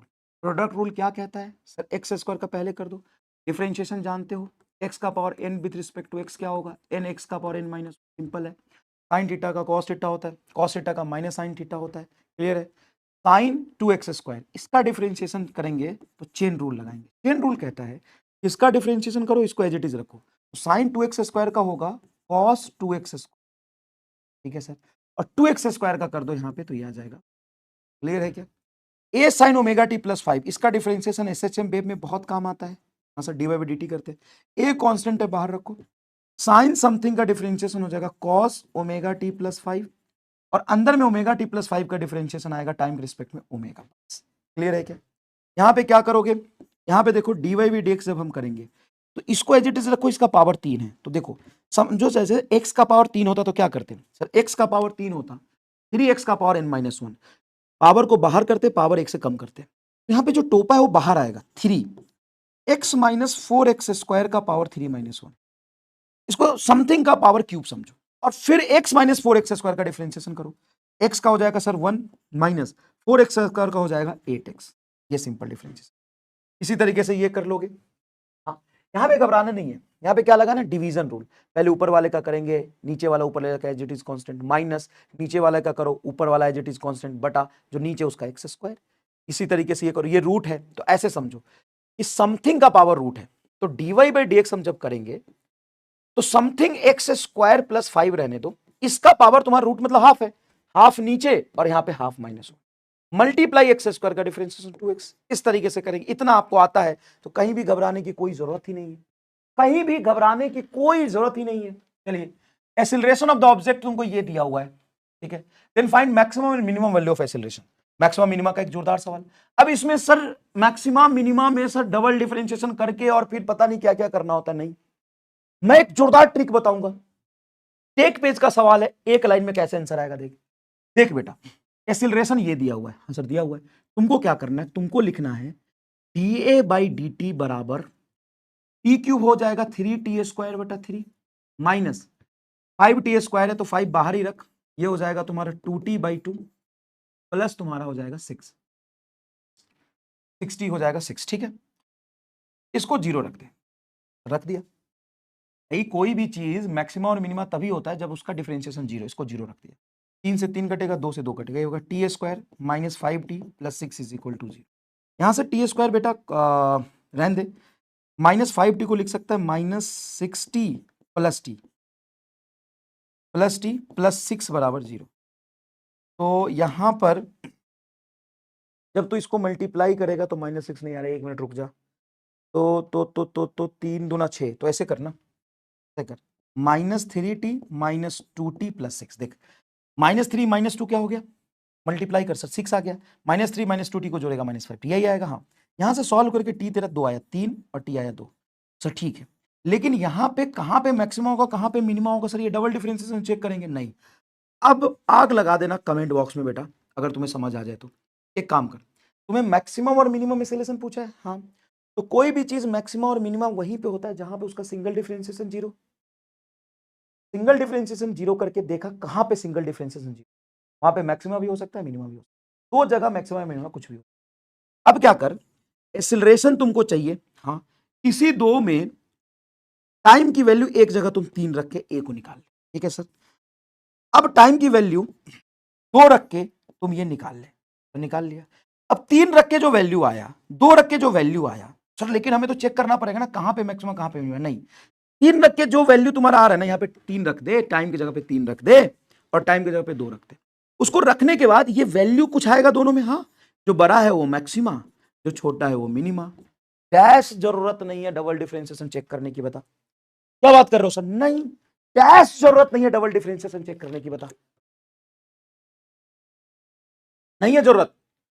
पर लेकिन हम तो किए थे कि कोई फंक्शन दिया हुआ है, मैक्सिमम मिनिमा चाहिए, तो सबसे पहले उस फंक्शन को डिफरेंशिएट करके 0 रखा, तो 2 वैल्यू आई जहां पे एक जगह मैक्सिमम एक जगह मिनिमा हो सकता है, तो जो डिफरेंशिएशन है उसका एक बार और किया ताकि डबल डिफरेंशिएशन अगर पॉजिटिव है तो मैक्सिमा, पॉजिटिव है तो सॉरी मिनिमा, और डबल डिफरेंशिएशन अगर निगेटिव आ गया तो मैक्सिमा। सिंपल, मैंने डिफरेंशिएशन 0 किया तो 2 टाइम आया, कहीं पे एक जगह मैक्सिमा कहीं पे एक जगह मिनिमा होगा। ये हमने क्या किया, वो टाइम ही रख के ए निकाल लिया, जहां पे ज्यादा वैल्यू आएगा वो ए मैक्सिमा होगा उस टाइम पे, और जहां पे छोटी वैल्यू आएगी वो ए मिनिमा होगा। बोल, आग लगा दे कमेंट बॉक्स में अगर ये फील आया होगा तो, नीट की कसम है तुम्हें फील आ गया तो आग लगा दे। चलिए तो देख इंटीग्रेशन क्या होता है, तो simple, area under the curve देता है इंटीग्रेशन। इंटीग्रेशन क्या करते हैं, y into D X, Y के फंक्शन का इंटीग्रेशन हम इस तरीके से लिखते हैं, बाबा जी का ठुल्लू, x का power n into D X होगा, x का पावर n+1 बटा n+1, लेकिन ये n इज इक्वल टू -1 के लिए वैलिड नहीं, सबके लिए वैलिड है। क्यों, क्योंकि x की वैल्यू अगर -1 रखता हूं तो ये log x आ जाता है। क्लियर है क्या ये बात, हाँ सर, ये हमको बहुत अच्छे से समझ आता है। ये इंटीग्रेशन कर लेना, 5 इंटू डी एक्स में कॉन्स्टेंट बाहर, dx का इंटीग्रेशन सिंपल क्या हो जाता है, x तो 5x आएगा, 4 बाहर, हाँ सर 4 बाहर, integration x into D x हो जाएगा, हाँ 4 बाहर, x इंटू डी एक्स का इंटीग्रेशन हो जाएगा x² 2 प्लस सी। सर छोटा मोटा इंटीग्रेशन कर लेंगे, कर लोगे बेटा, सिंपल उसी फंक्शन पे। साइन x का क्या होता है, माइनस कॉस x, याद रखना। कॉस x का क्या होता है, प्लस साइन x, याद रखना। x² sign x, addition rule लगा दो। साइन के अंदर समथिंग कोई लीनियर फंक्शन है, अगर साइन के अंदर लीनियर फंक्शन है जैसे ax प्लस b है इंटू डी एक्स है, तो इसका इंटीग्रेशन हो जाएगा cos X plus B, minus sine के साथ साइन का होता है माइनस कॉस, और जो x का मल्टीप्लायर है उससे डिवाइड कर देना, ये आएगा इंटीग्रेशन। तो सर इसका इंटीग्रेशन हो जाएगा minus cos 5x plus 4 divided by x का मल्टीप्लायर जो 5 है, हाँ कि ना, क्लियर है, एकदम झन्नाटेदार, कोई दिक्कत नहीं है, यहां तक इंटीग्रेशन सब समझ में आता है। cos 2x क्या होगा, देखो बेटा, अगर तुम्हें इंटीग्रेशन इसका पूछ दिया ना कहीं, cos 2x square into dx हो जाएगा, लेकिन तुम्हारे फिजिक्स में कहीं काम नहीं आएगा।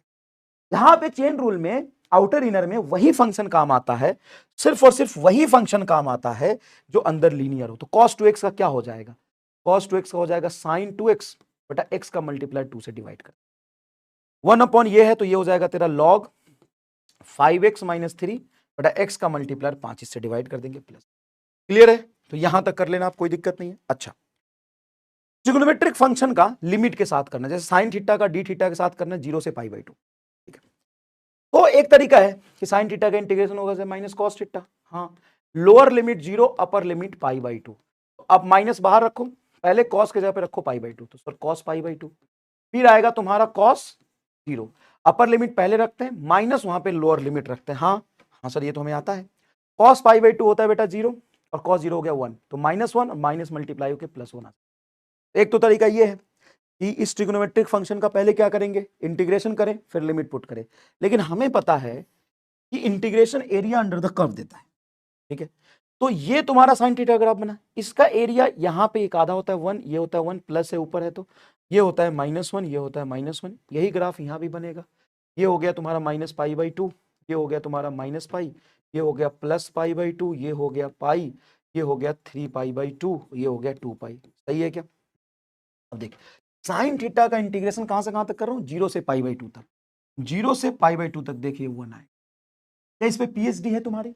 माइनस पाई बाई 2 से 3 पाई बाई 2 कॉस थीटा है, तो कॉस थीटा का ग्राफ ऐसा बनता है, ऐसा बनता है। इसका एरिया 1, इसका एरिया -1, इसका एरिया -1, इसका ले भाई, लूट ले लहरी, लूटा हो लहरी, लूटा हो लहरी।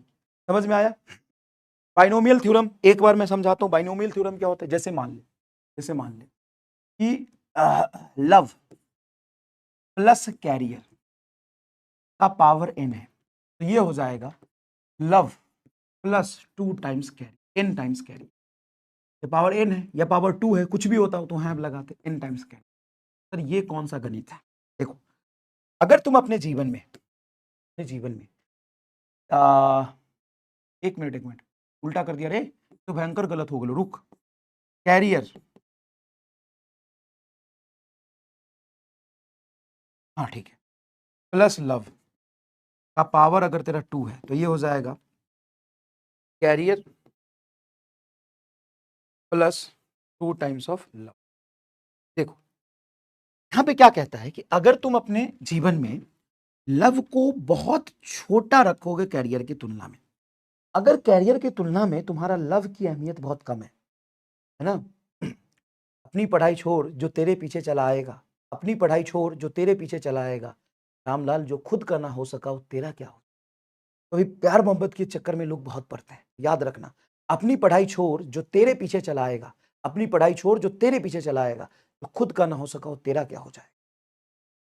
तो तुम्हें अपने जीवन में ध्यान रखना है कि अगर तूने कैरियर को बहुत ज्यादा इंपॉर्टेंस दिया, उसके कंपेयर में लव को बहुत छोटा रखा, तुम्हें कैरियर भी मिलेगा और 2 गुना प्यार मिलेगा। बाइनोमियल थ्योरम कहता है। तो कैसे? जैसे मान लो यहाँ पे 1 है और यहाँ पे कोई नंबर है x का पावर n या 2, कुछ भी रखो। ये x जो है अगर 1 से बहुत बहुत बहुत बहुत छोटा है, 1 से बहुत छोटा होना चाहिए, और हमेशा 1 के कंपेयर में ही देखेंगे। अगर ये 1 से बहुत छोटा है तुम्हारा x, तो ये हो जाएगा 1 प्लस इस छोटे नंबर में 2 से मल्टीप्लाई। वही बात यहाँ पे बताइए, ये थोड़ा उल्टा हो गया, तो मिटा दो, जैसे जैसे जैसे 1 माइनस x का पावर -2 है। ये माइनस प्लस नहीं देखना कि पावर कितना बड़ा है या पावर कितना छोटा है। तुम्हें क्या देखना है कि अगर ये x 1 के कंपेयर में बहुत छोटा है, तो हम 1 माइनस एक्स और -2 को इससे मल्टीप्लाई करें, तो सर 1 प्लस 2x आएगा। सर अगर ऐसा है तो 4 प्लस x का पावर 2 है, तो आपको यहां पे 4 से कंपेयर नहीं करना, हमेशा और हमेशा 1 से कंपेयर करना। सर अब कैसे करोगे? 4 को बाहर निकालो। सर कैसे बाहर निकाल दे? ऐसे समझो कि 4 को अभी होल स्क्वायर है ना, उसको रहने दो, और ये 4 प्लस एक्स में से 4 को बाहर निकालो, तो सर यहां से 4 जाएगा तो बचेगा 1, प्लस यहां पे 4 नहीं था तो x बटा 4 हो जाएगा। क्लियर है क्या? हाँ सर क्लियर है। अब ये स्क्वायर, ये और ये मल्टीप्लाई में दोनों पे स्क्वायर होगा। हाँ सर दोनों पे स्क्वायर होगा। 4 का होल स्क्वायर क्या बनेगा? ये 16, यहां पे 16, 1 प्लस एक्स का 4 का होल स्क्वायर। अब बताओ 1 के कंपेयर में अगर तुम्हारा ये टर्म बहुत छोटा है, वो कैसे पता चलेगा? सर एक्स पे डिपेंड करता है। अगर ये बहुत छोटा है अब ये 2 इससे मल्टीप्लाई करोगे तो ये होगा 16 1 प्लस 2x/4, ये कट जाएगा, 16 बाहर ही रहने दो, ये बनेगा 1 प्लस x/2, 16 चाहे अंदर ले जाओगे तो 16 प्लस 16/2 8x, ये आएगा आंसर। लेकिन ये तभी आएगा बेटा जब ये जो तुम्हारा फैक्टर है ये 1 से बहुत है ना, 1 प्लस समथिंग में ही बाइनोमियल थ्योरम लगता है, 1 प्लस समथिंग में ही तुम्हारा बाइनोमियल थ्योरम लगता है। सॉरी अगर मैंने थोड़ा तेज पढ़ा दिया होगा बेटा, उसको स्लो करके देख लेना प्लीज, स्लो करके देख लेना, ठीक है। बहुत सारी चीजें मैंने आपको बेसिक मैथ में यहाँ पे समझाई। जीपी क्या समझो, जीपी सीरीज समझो। जीपी सीरीज क्या होता है, तो जीपी सीरीज में जरा ध्यान से देखना।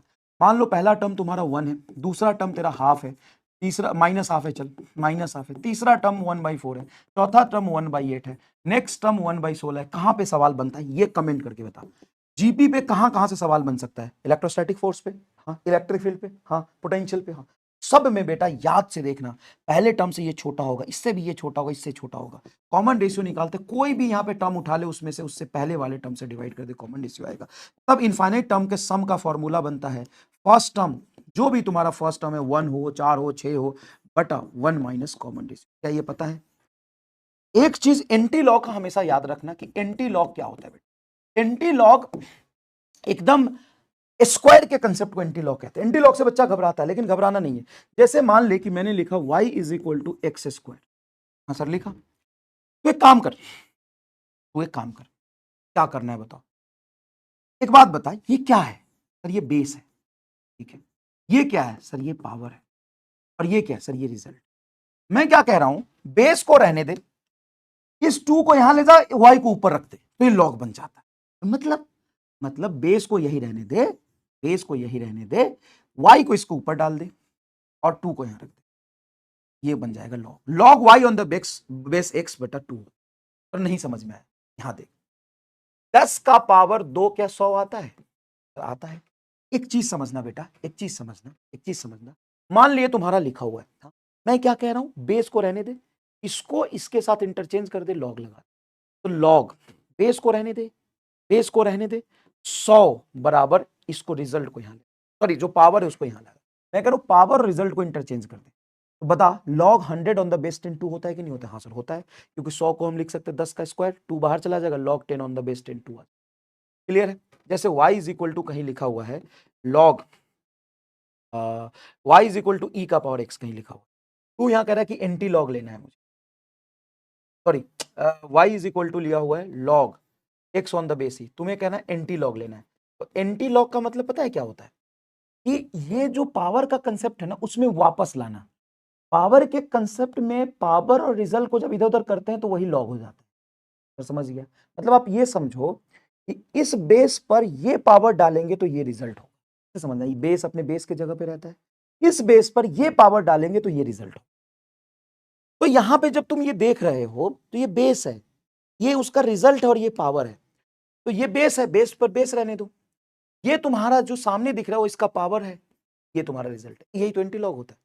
एंटी लॉग का मतलब जो पावर में मेन कंसेप्ट था ना उसमें वापस ले आने को हम एंटी लॉग कहते हैं, उसमें वापस ले आने को हम क्या कहते हैं? एंटी लॉग कहते हैं। बस जैसे एक एग्जांपल समझो, L बराबर लॉग I बटा I0 ऑन द बेस 10, ये लाउडनेस में तुम्हें पढ़ना है, हाँ इसमें मुझे एंटी लॉग लेना है, इसमें मुझे एंटी लॉग लेना है, बस इसी एक्सप्रेशन में लेना है, बाकी कुछ नहीं है।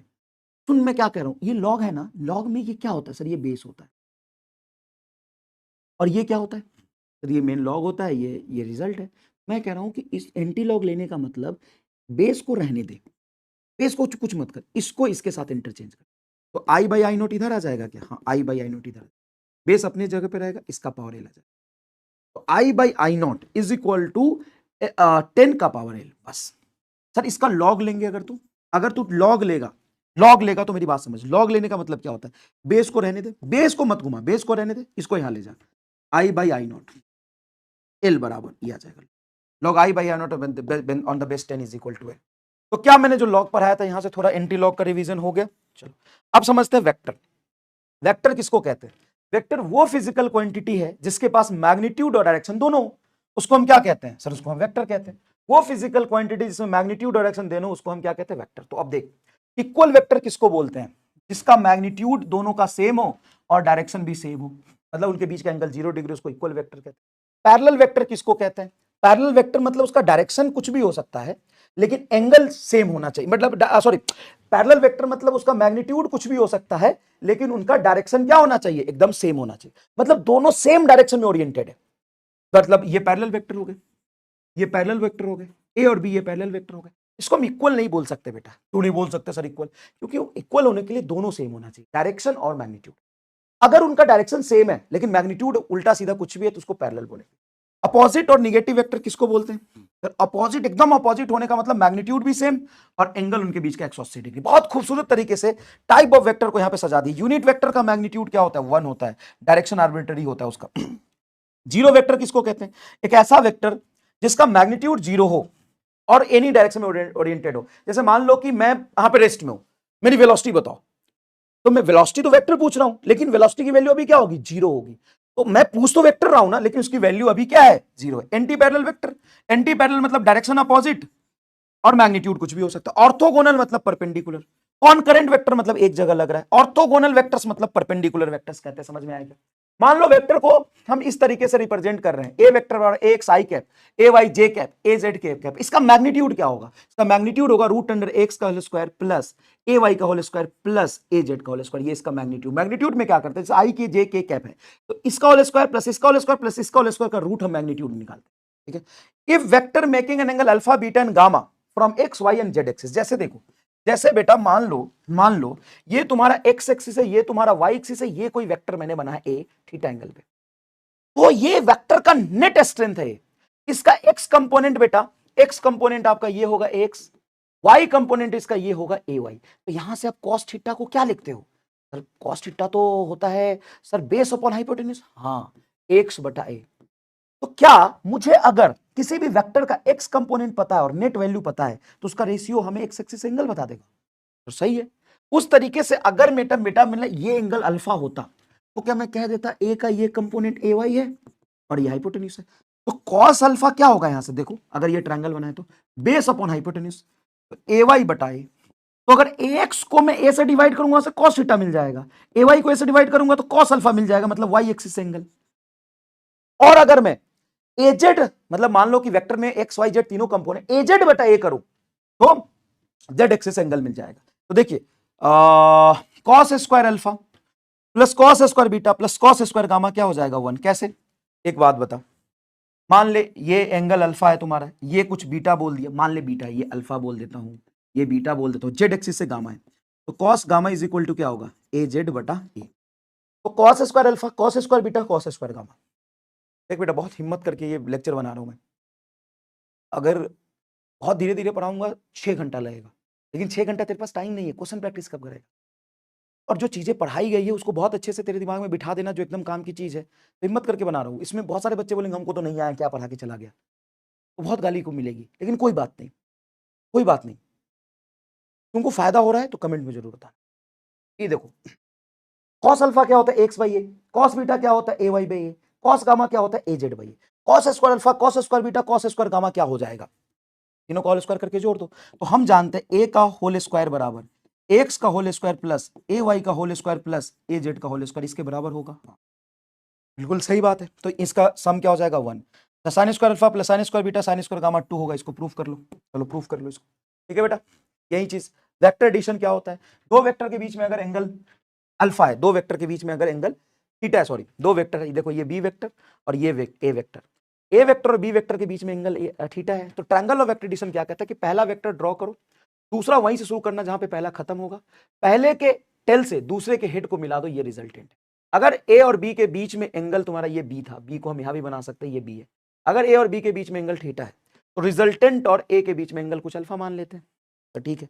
तो ए और बी के बीच में एंगल ये थीटा है, तो रिजल्टेंट होता है बेटा a square plus B square plus 2ab cos theta. Resultant क्या होगा? A square plus B square plus 2ab cos theta. देखो ये ए वेक्टर है, ये बी वेक्टर है, दोनों के बीच में एंगल थीटा है, बी को शिफ्ट करके हाँ बना, देखो ए और बी के बीच में एंगल, तो ए जहां पे खत्म हुआ वहीं से बी शुरू किया और ए के टेल से बी के हेड को मिला दिया, तो हम इसको कहते हैं A vector plus B vector बराबर आपका क्या आएगा? R vector.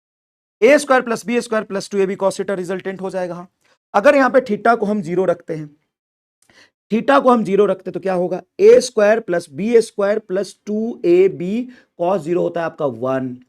तो ये बनेगा a square plus B square plus 2ab, a square plus B square plus 2ab, a b का होल स्क्वायर हो जाएगा, ए बी का होल स्क्वायर और ये रूट काटेंगे तो सिंपल इसका resultant maximum a plus b होगा। अगर यहाँ पे थीटा को हम 90 रखते हैं तो cos 90 जीरो होता है, तो ये बनेगा root under A square plus B square. हाँ सर बनेगा। रूट को इधर ले आओ तो क्या इसको मैं ऐसे भी लिख सकता हूं, ये देखो रूट को इधर ले आओ तो क्या मैं इसको ऐसे लिख सकता हूं, आर स्क्वायर बराबर A square plus B square. हाँ सर। अगर थीटा 180 हो तो रिजल्टेंट क्या होता है, सिंपल मिनिमम ए माइनस बी।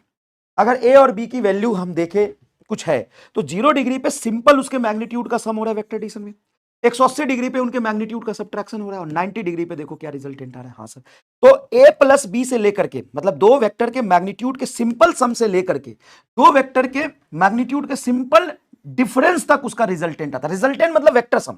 हम यहाँ पे ए और बी जोड़ रहे हैं, क्या जोड़ रहे हैं हमने, ए और बी का मैग्नीट्यूड सिंपल जोड़ दिया, और वो वेक्टर सम के बराबर इसलिए आ रहा है क्योंकि दोनों के बीच का एंगल जीरो है। हम ए और बी के मैग्नीट्यूड को डायरेक्टली जोड़ के हार नहीं बोल रहे, हम बोल रहे हैं कि मैग्नीट्यूड ए का whole square plus magnitude B का होल स्क्वायर का रूट आर आ रहा है। क्यों? क्योंकि थीटा 90। अगर थीटा 180 होता तो ए वेक्टर मान ले इधर है, बी वेक्टर इधर है, और 180 एंगल है, दोनों को जोड़, लेकिन ऐसे और दोनों को जोड़ रहा है तो बेटा ये घट जाएगा। हाँ सर। अगर दोनों का मैग्नीट्यूड सेम है, उनके बीच का एंगल थीटा, तो रिजल्टेंट आता है 2a cos थीटा बाई 2। दोनों का रिजल्टेंट मैग्नीट्यूड सेम है, उनके बीच का एंगल थीटा, तो डिफरेंस आता है 2a sin theta by 2। 0 degree पे दो वेक्टर का मैग्नीट्यूड क्या है तुम्हारा, सेम है। दो वेक्टर का मैग्नीट्यूड क्या है, सेम है, तो 0 डिग्री पे उसका रिजल्टेंट आता है 2a, 60 डिग्री पे उसका रिजल्टेंट आता है √3। जैसे मान ली ये तेरा 10 है और ये तेरा 10 है और एंगल तेरा 60 डिग्री है, तो 10 10 10 क्या होगा, 60√3। क्या होगा, 60√3, 10√3, 10√3। 60 डिग्री पे सेम वेक्टर का जो रिजल्टेंट होता है √3 टाइम्स होता है। 90 डिग्री पे √2 है, 120 डिग्री पे ए, 10 10 का सम 10 ही आएगा, और 180 डिग्री पे 10 - 10 0, और डिफरेंस में ही उल्टा हो जाता है। तो इसलिए कहते हैं कि वेक्टर एडिशन और वेक्टर सब्ट्रैक्शन में एग्जैक्टली इनवर्स रिलेशन है। वेक्टर एडिशन और वेक्टर सब्ट्रैक्शन में क्या है, एग्जैक्टली इनवर्स रिलेशन है। वेक्टर सब्ट्रैक्शन देख, a square b square minus 2ab cos theta. यहां पे क्या किया है, वेक्टर सब्ट्रैक्शन ए और बी के बीच का एंगल अगर थीटा है तो रिजल्टेंट होता है a square b square plus 2ab cos theta. Vector subtraction होता है a square plus B square minus 2ab cos theta. Clear है? इसका देखो डिफरेंस a माइनस बी से लेकर के a प्लस बी तक है। क्लियर है? हाँ सर। ये कॉम्यूटेटिव होता है a प्लस बी प्लस ए के बराबर होता है। अच्छा, जो रिजल्टेंट है वो याद रखना, रिजल्टेंट a प्लस बी का हमेशा इसी के प्लेन में होगा, और डिफरेंस का भी वेक्टर जो होगा वो a vector minus B vector में ही लाइज करेगा। ये बहुत बहुत बहुत इंपॉर्टेंट बात है। a प्लस बी प्लस ए के बराबर होगा, लेकिन a माइनस बी माइनस ए के बराबर नहीं होगा। देखो ध्यान से, a प्लस बी प्लस ए के बराबर होगा, लेकिन a माइनस बी माइनस ए के बराबर नहीं होता। एग्जैक्टली इसका रिलेशन क्या होता है, उल्टा होता है। डॉट प्रोडक्ट क्या है, a डॉट बी बराबर ab cos थीटा। हाँ सर।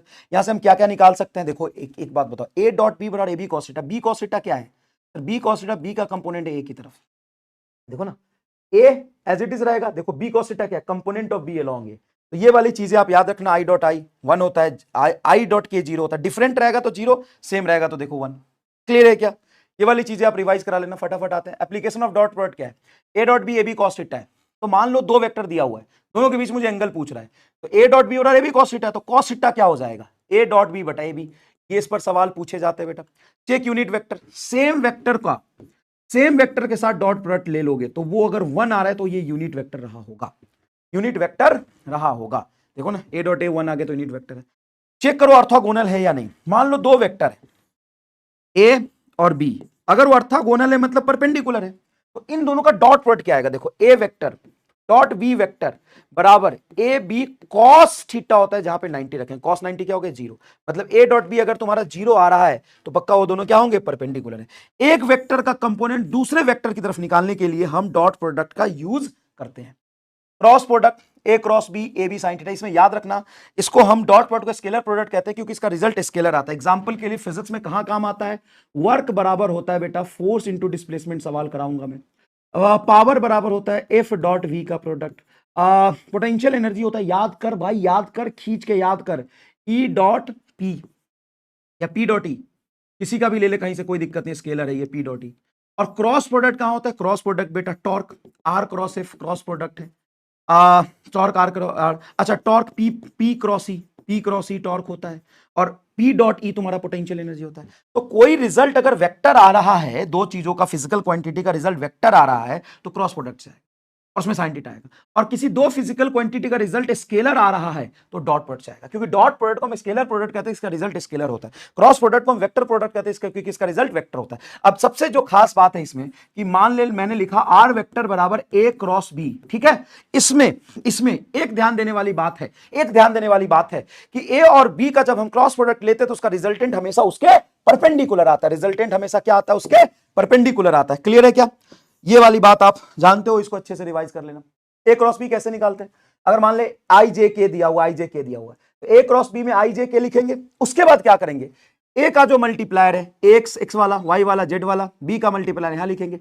आई को हम यहां पे कॉमन निकाल लेंगे, इसको इसके साथ मल्टीप्लाई, इसको इसके साथ मल्टीप्लाई करके लिख दिया। जे को हम कॉमन निकालेंगे, जे को हम यहां कॉमन निकालेंगे तो इसको इसके साथ मल्टीप्लाई किया, देख, फिर इसको इसके साथ मल्टीप्लाई किया। के को निकालेंगे, बहुत इजी है, इस पे हम सवाल करके आपको दिखाएंगे, ठीक है। ये चीज पढ़ लेना, इस पे सवाल करके दिखाएंगे। जेईई मेन 2021 का सवाल है। Polygon polygon sum of polygon law vector sum, सुना है क्या? पॉलीगन लॉ वेक्टर सम एक बहुत बढ़िया सवाल नीट में पूछा था बहुत पहले, जिसमें कई वेक्टर बना दिए थे, a vector, b vector, c vector, d vector, e vector, कुछ ऐसे बना दिया था, याद है? नीट का पूछा हुआ सवाल है। उसमें पूछा था कौन सा रिलेशन इन सब में से सही हो सकता है। याद कर, हाँ है ना में कमेंट करना कि हाँ ऐसा सवाल पूछा, तो जो जेईई मेन में वैसा ही सवाल पूछ दिया। पॉलीगन ऑफ वेक्टर एडिशन कहता है कि मान ले मैंने कोई ए वेक्टर बनाया, जहां पे खत्म हो रहा है वहीं से बी शुरू किया, बी जहां पे खत्म वहां से सी शुरू किया, और सी जहां पे खत्म हो रहा है वहां पे डी बना लिया। तो ये होता है a vector plus B vector plus c vector plus d vector बराबर 0। क्यों? क्योंकि डी जहां खत्म हो रहा है वहीं से ए शुरू किया था। मान ले कि मैंने ये लिखा ए वेक्टर बी और ऐसे लिख दिया मैंने सी, तो क्या मैं यहां पे कह सकता हूं कि ए प्लस बी प्लस सी बराबर 0? नहीं। सेम पैटर्न में चलते हुए अगर जहां से शुरू किया था वहीं पहुंच जाए, सेम पैटर्न में चलते हुए जहां से शुरू किया था वहीं पहुंच जाए, तो उसका रिजल्टेंट 0 होता है। तो यहां से शुरू किया ए वेक्टर, ये जहां खत्म हुआ इसे शुरू हुआ है, तो हम बी वेक्टर लिख सकते हैं, A vector plus B vector. लेकिन यहां से उल्टा है ये, सर उल्टा है, तो एक बात बताओ, ये सी है तो इसको मैं माइनस सी लिख सकता हूं ऐसे करके। हाँ, तो माइनस सी को जोड़ा इज इक्वल टू 0। हाँ सर, ये सी ऐसे दिया हुआ है तो उसको उल्टा करूंगा, एक्जैक्टली मैग्नीट्यूड सेम रख के डायरेक्शन उल्टा कर दूंगा, माइनस सी वेक्टर हुआ। तो इसको जोड़ा फिर इसको जोड़ा, बराबर 0 आ गया। माइनस सी को जोड़ा तो 0 आ गया। देखो a vector plus B vector minus C vector बराबर 0, क्योंकि माइनस सी वहीं पे खत्म हुआ जहां से ए शुरू हुआ था। समझ गए? अब सुन मेरी बात, माइनस सी को उधर ले जाऊं तो सर ये बन जाएगा ए वेक्टर प्लस बी वेक्टर बराबर सी वेक्टर बनेगा। एंगल ऑफ वेक्टर एडिशन भी यही कहता है। दोनों अगर समझ आ गया हो तो दिल बरसा देना एकदम। ए वेक्टर ये रहा, बी वेक्टर ये रहा, हाँ। जहां पर तुम्हारा बी खत्म हुआ है ए से शुरू करके वहीं पे मिला दिया, यही तो रिजल्टेंट था। ए वेक्टर बी वेक्टर, ए के टेल से बी के हेड को मिला। अरे हाँ sir, triangle of vector addition भी यही कहता। अब मजा आएगा सवाल करने। ये जेईई मेन 2000 बेसिक मैथ में बेटा अभी फिजिक्स शुरू होने दे, मजा आ जाएगा एकदम।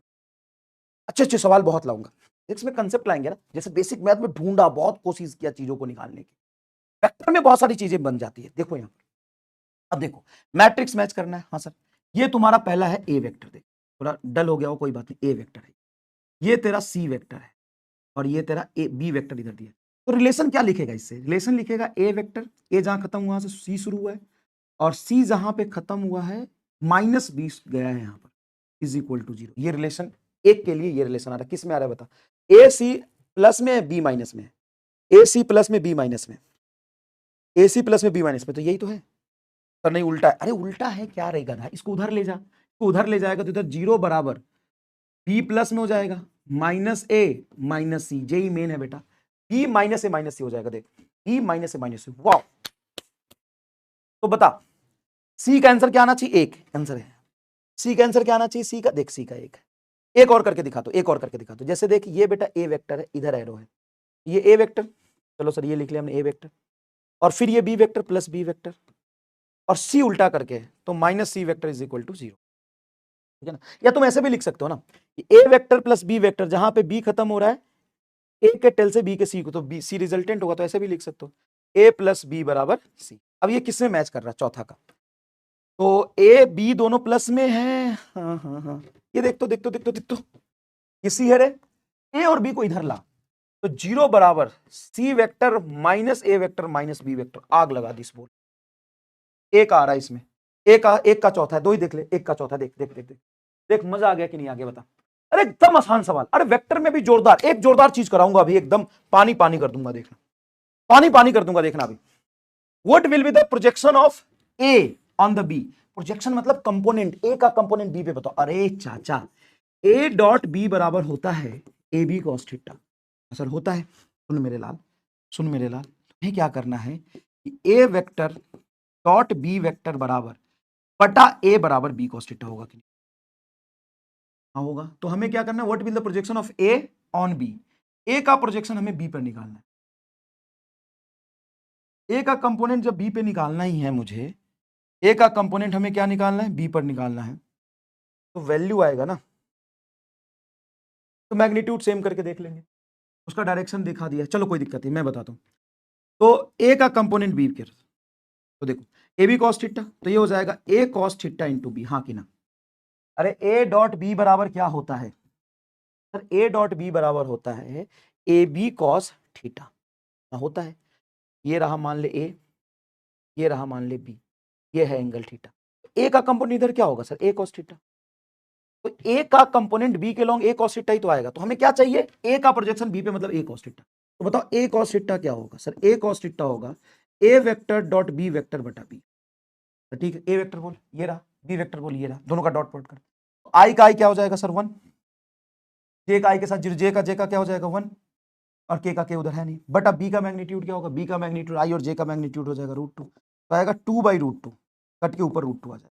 तो वैल्यू तो √2 आई, लेकिन √2 ऑप्शन में है नहीं बेटा, वैल्यू √2 है और उसका डायरेक्शन किधर है? ए कॉस थीटा का डायरेक्शन किधर है? बी की तरफ। तो वैल्यू तो √2 उसका ही गया है, उसका मैग्नीट्यूड आ गया है, अब डायरेक्शन निकाल लो। तो बी का डायरेक्शन इसमें चिपका देंगे, तो ए का कंपोनेंट बी की तरफ आएगा ना, ए का कंपोनेंट बी की तरफ का ये वैल्यू आ गया। √2 ऑप्शन होता नीट में इतने से काम चल जाएगा, लेकिन हमें उसका डायरेक्शन चाहिए। तो ए का कंपोनेंट बी की तरफ जो वैल्यू आ रहा है ना, ए का कंपोनेंट बी की तरफ, वो √2 आ रहा है। अब यहां पे डायरेक्शन बी का चिपका दे, तो बी कैप लगा दे, तो √2 बी कैप मतलब बी वेक्टर बटा मैग्नीट्यूड ऑफ बी लिख दे। अच्छा, तो √2 बी वेक्टर बता क्या है? आई कैप प्लस जे कैप, आई कैप प्लस जे कैप बटा इसका मैग्नीट्यूड क्या होगा? इसका मैग्नीट्यूड होगा √2 आई कैप प्लस जे कैप। यही आंसर आ रहा, बी ही है क्या आंसर? यही आंसर है। अरे यार चल कोई बात नहीं, आई कैप प्लस जे कैप आंसर आ रहा। नेक्स्ट देख, जेईई मेन 2021 का सवाल है, क्या है? If A and B are the two vector satisfying the relation, A and B are the two vectors satisfying the relation A dot B बराबर magnitude of A cross B, then value of A vector minus B vector will be। बहुत सुंदर सवाल है, मैं कराता हूं देख। A dot B A cross B के बराबर। A डॉट बी क्या होता है sir? A B cos theta होता है। अच्छा, A क्रॉस बी क्या होता है sir? A B sine theta होता है। अगर इधर A से A कटेगा, B से B कटेगा, तो tan थीटा तुम्हारा क्या आ गया? 1। तो पक्की बात है tan थीटा 1, थीटा 45 पे आएगा। तो थीटा 45 पे A माइनस बी की वैल्यू क्या होगी? तो A vector minus B vector मतलब उनका वेक्टर सब्ट्रैक्शन होता है, A का होल स्क्वायर प्लस B का whole square minus 2AB cos theta, क्योंकि हमें सब्ट्रैक्ट करना है। तो cos थीटा में यहाँ पे 45 रखोगे, cos 45 1/√2 आ जाएगा, 1/√2 ये से कटेगा तो √2, तो आ गया A square plus B square minus √2AB, minus √2AB, A square plus B square minus √2AB। ये खुद भी कर लेते क्या बहुत आराम से, खुद भी कर लेते क्या बहुत आराम से। देखो इसका सी आंसर आ गया, हाँ बिल्कुल सी होगा, देखो ना सी आंसर है, देखो मजा आ गया कि नहीं। नेक्स्ट देखो, जेईई मेन 2023 का सवाल है, a vector X Y plane making an angle 30 degree with Y X. Wait, एक वेक्टर है जिसका एक वाई एक्स वाई प्लेन में है, वाई एक्सिस से 30 डिग्री का एंगल बना रहा है, ठीक है। And magnitude of Y component of the vector is 2√3। इसका ए वेक्टर का वाईएथ कंपोनेंट हमको दिया हुआ है 2√3। Then magnitude of the X component, तो एक्स कंपोनेंट इसका क्या होगा पूछा है। तो ए वाई पता चल गया, ये एक्स यहां भी बना सकते हो, ये एंगल हो गया, हाँ ये हमें पता चल गया, ये हमें निकालना है, और वाई कंपोनेंट हमें पता चल गया। तो tan 30 कल बता 30 डिग्री, tan 30 परपेंडिकुलर AX बटा बेस AY। सर उल्टा नहीं लिख दिया? अरे यार एंगल यहां से है, इस एंगल के लिए ये बेस हो गया और ये परपेंडिकुलर। सर ये tan 30 1/√3 और वर्टिकल कंपोनेंट AY हमें 2√3 दिया हुआ है, ये AX आएगा, √3 से √3 कट गया, AX बराबर सीधा 2। बोलो वेक्टर पानी पानी हो गया कि नहीं, बताओ ये आंसर आया। नेक्स्ट देखो, जेईई मेन 2023। अरे भाई साहब जेईई मेन 2023 सच के सवाल है भाई, जेईई मेन के ये when vector a is this is subtracted from the vector b, मतलब a is subtracted from vector b, मतलब ये दिया है when a vector is subtracted from b vector, a vector is subtracted from b vector, then vector is equal to 2j cap, then what is the value of b? ठीक है, ये 2j cap आया और हमें a की value दिया हुआ है, तो इस a को उधर ले जा, तो b वेक्टर बराबर 2j cap प्लस a की वैल्यू लिख दे 2i plus 3j plus 2k, तो 2j और 3j 5j, 2i plus 5j plus 2k। अब इसका मैग्नीट्यूड तुम्हें पूछा है, 2 का मैग्नीट्यूड 4, 5 का हो गया 25 और 2 का 4 तो 34 नहीं 33, क्या हो गया 25 और 8, 25 और 33 रूट 33, बी आंसर है रूट 33। भाई साहब बता, जेई मेन के सारे सवाल का धुआं धुआं कर दिया तुमने। अगर तुम खुद इसको कर पा रहे हो स्क्रीन पॉज करके तो बताओ एकदम धुआं धुआं हो गया कि नहीं हो गया। चलो नेक्स्ट देखो, two vector A and B have equal magnitude if the magnitude of A plus B is equal to the 2 times of the magnitude of a minus b, then angle between a and b। सुनो, vector a and b screen pause करके खुद करो, देखो vector a and b have equal magnitude, a और b की magnitude same है। if magnitude of a and b is equal to 2 times of the magnitude of a minus b, a minus b को हम क्या लिख सकते हैं, a square plus B square minus 2ab cos theta, यही होता है a माइनस b का मैग्नीट्यूड। हाँ रूट कर दो, यही तो वेक्टर सबट्रैक्ट, इसका 2 टाइम्स बराबर है a square plus B square plus 2ab cos theta, यही तो बोल रहा है यार, अरे यही तो बोल रहा है, और क्या बोल रहा है, कह रहा है कि a प्लस बी का जो मैग्नीट्यूड है 2 times of the a minus B है, यही तो बोल रहा है। हाँ रूट लगाओ सर, रूट लगा, इधर का रूट कैंसिल करेगा तो ये 2 स्क्वायर दोनों तरफ स्क्वायर कर दे, चल रूट स्क्वायर से कैंसिल, रूट स्क्वायर से कैंसिल, 2 का 4 आएगा। हाँ तो a square plus B square plus 2a square cos theta बराबर ये 4 आ गया, तो 4a square plus 4b square minus 4 ये 2 होल स्क्वायर, ये 4 था, 4 को अंदर लेंगे, 4 दूना 8, 8a स्क्वायर cos थीटा। हमने बोला मैग्नीट्यूड बराबर है, तो 2a स्क्वायर और 8a स्क्वायर, क्योंकि a और b बराबर है, इसको इधर लाएगा तो 10a स्क्वायर cos थीटा बराबर 4a स्क्वायर 4b स्क्वायर, तो हो गया 4 4 8, 8 में से 2 जाए क्योंकि a और b बराबर 6, तो 6a स्क्वायर, a स्क्वायर से a स्क्वायर कट गया, cos थीटा आ गया 6/10, 6/10 मतलब 3/5, 3/5 cos इनवर्स 3/5, cos इनवर्स 3/5। बता, सी आंसर आ गया। क्या सवाल है ये, क्या है सवाल, 2 लाइन का कैलकुलेशन है मात्र। देख JEE main 2022, a is a vector quantity such that magnitude of a is non-zero, मतलब a कुछ है, जीरो नहीं है, then which of the following expression is true, a dot a zero हो जाएगा। अरे भाई अगर कोई वेक्टर है उसका उसी के साथ डॉट प्रोडक्ट लूंगा तो ये लिखो ना, a का मैग्नीट्यूड दोनों के बीच का एंगल, हाँ तो a स्क्वायर cos थीटा आएगा ना, तो आप दोनों सेम ही वेक्टर है तो 0 डिग्री, तो ये आएगा a स्क्वायर, तो 0 डिग्री गलत में है ना, सेम के साथ डॉट प्रोडक्ट करो तो दोनों के बीच में एंगल 0 होगा ना भाई, कोई अलग वेक्टर नहीं ना, सेम वेक्टर है। a cross a is less than 0 नहीं, अगर वो सेम वेक्टर है तो दोनों के बीच में एंगल 0 होगा, तो ये लिखोगे a into a cross b होता है a b साइन थीटा, तो a साइन 0 हो गया 0, तो 0 से कम कैसे होगा, a cross a 0, C answer आना चाहिए। भाई ये ऐसे सवाल पूछे, बताओ तुम कर लोगे कि नहीं कर लोगे, क्या तुम्हें जो पढ़ाया था वो याद आया सब कुछ। इधर देख, which of the following relation is true for the unit vector a vector by a b vector by b making an angle theta with each other। देख यूनिट वेक्टर है, ठीक है, a unit vector a vector by a, तो इसमें से कौन सा relation सही है, ए बी का मैग्नीट्यूड जो होता है उसको मैं ऐसे भी तो लिख सकते हैं, ए बी का मैग्नीट्यूड हो जाएगा 2a cos थीटा बाई 2,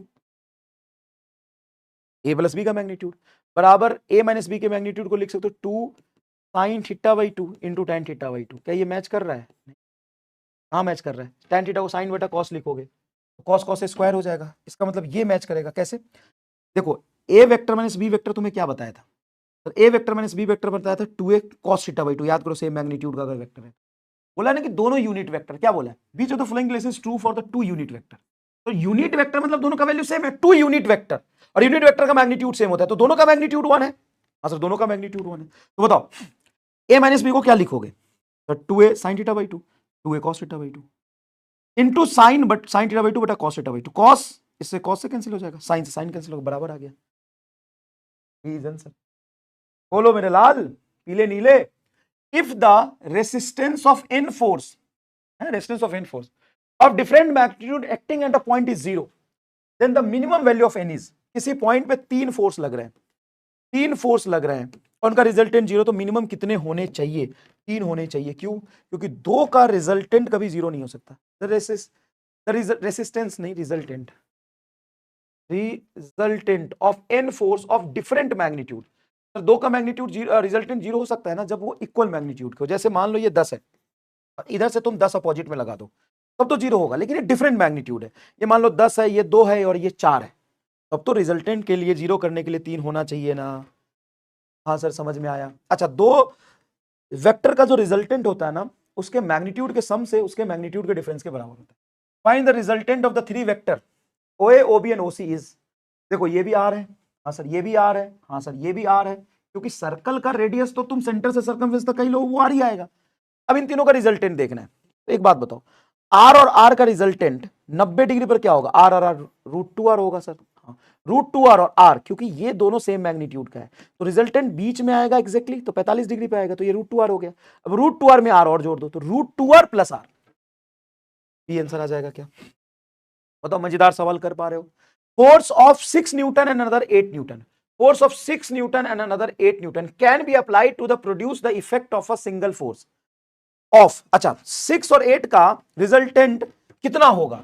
तो 6 और 8 का मैक्सिमम वैल्यू 14 होगा और मिनिमम वैल्यू 2 होगा, तो 2 से 14 के बीच में कुछ भी आ सकता है। 2 से 14 के बीच में एक नहीं है, 10 है। 2 से 14 के बीच में 16 नहीं है, 0 भी नहीं है, मतलब 10 newton. B is your correct answer, हाँ कि ना? सॉरी थोड़ा सा टाइम ज्यादा लगा, लेकिन अच्छे अच्छे सवाल कराए, ब्रेन स्टॉर्मिंग सवाल है। एक सवाल आपके सामने है धुआंधार, एक सवाल आपके सामने एकदम धुआंधार। क्या सर? कंडीशन दिया हुआ है और यहां पे एंगल बताना है, सुनना मजा आ जाएगा एकदम, मत दूंगा। A + B मतलब वेक्टर सम, उसके वेक्टर सम A और B का उसके रिजल्टेंट के बराबर है, जहां पे दोनों वेक्टर का मैग्नीट्यूड बराबर है, एंगल 120 होगा। 120 पे ये चमत्कार होता है। हाँ सर। अच्छा, A और B का मैग्नीट्यूड सेम है और उनका वेक्टर सब्ट्रैक्शन का मैग्नीट्यूड है, ये 60 डिग्री पे होगा। देख लेना, 10 और 10 का सब्ट्रैक्शन 10 ही आता है 60 डिग्री पे। A² + B² एग्जैक्टली डिफरेंस के बराबर है, ये 90 डिग्री पे आएगा, क्योंकि 90 डिग्री पर ही डिफरेंस लो या एडिशन लो। A² + B² + 2AB cos theta, तो अगर तुम एडिशन लेते हो तो प्लस और सब्ट्रैक्शन लेते हो तो माइनस। अगर ये टर्म मैं किसी तरीके से 0 कर दूं, कब 0 होगा? जब cos थीटा में थीटा 90 होगा तो 0 हो जाएगा। हाँ, अगर ये 0 हो गया तो A² + B² का √D है, तो A² + B² D² आएगा। हाँ सर, ये कब होगा? ये भी 90 पे होगा और वेक्टर सम और वेक्टर एडिशन भी 90 पे होगा। देखो ये रिजल्टेंट है।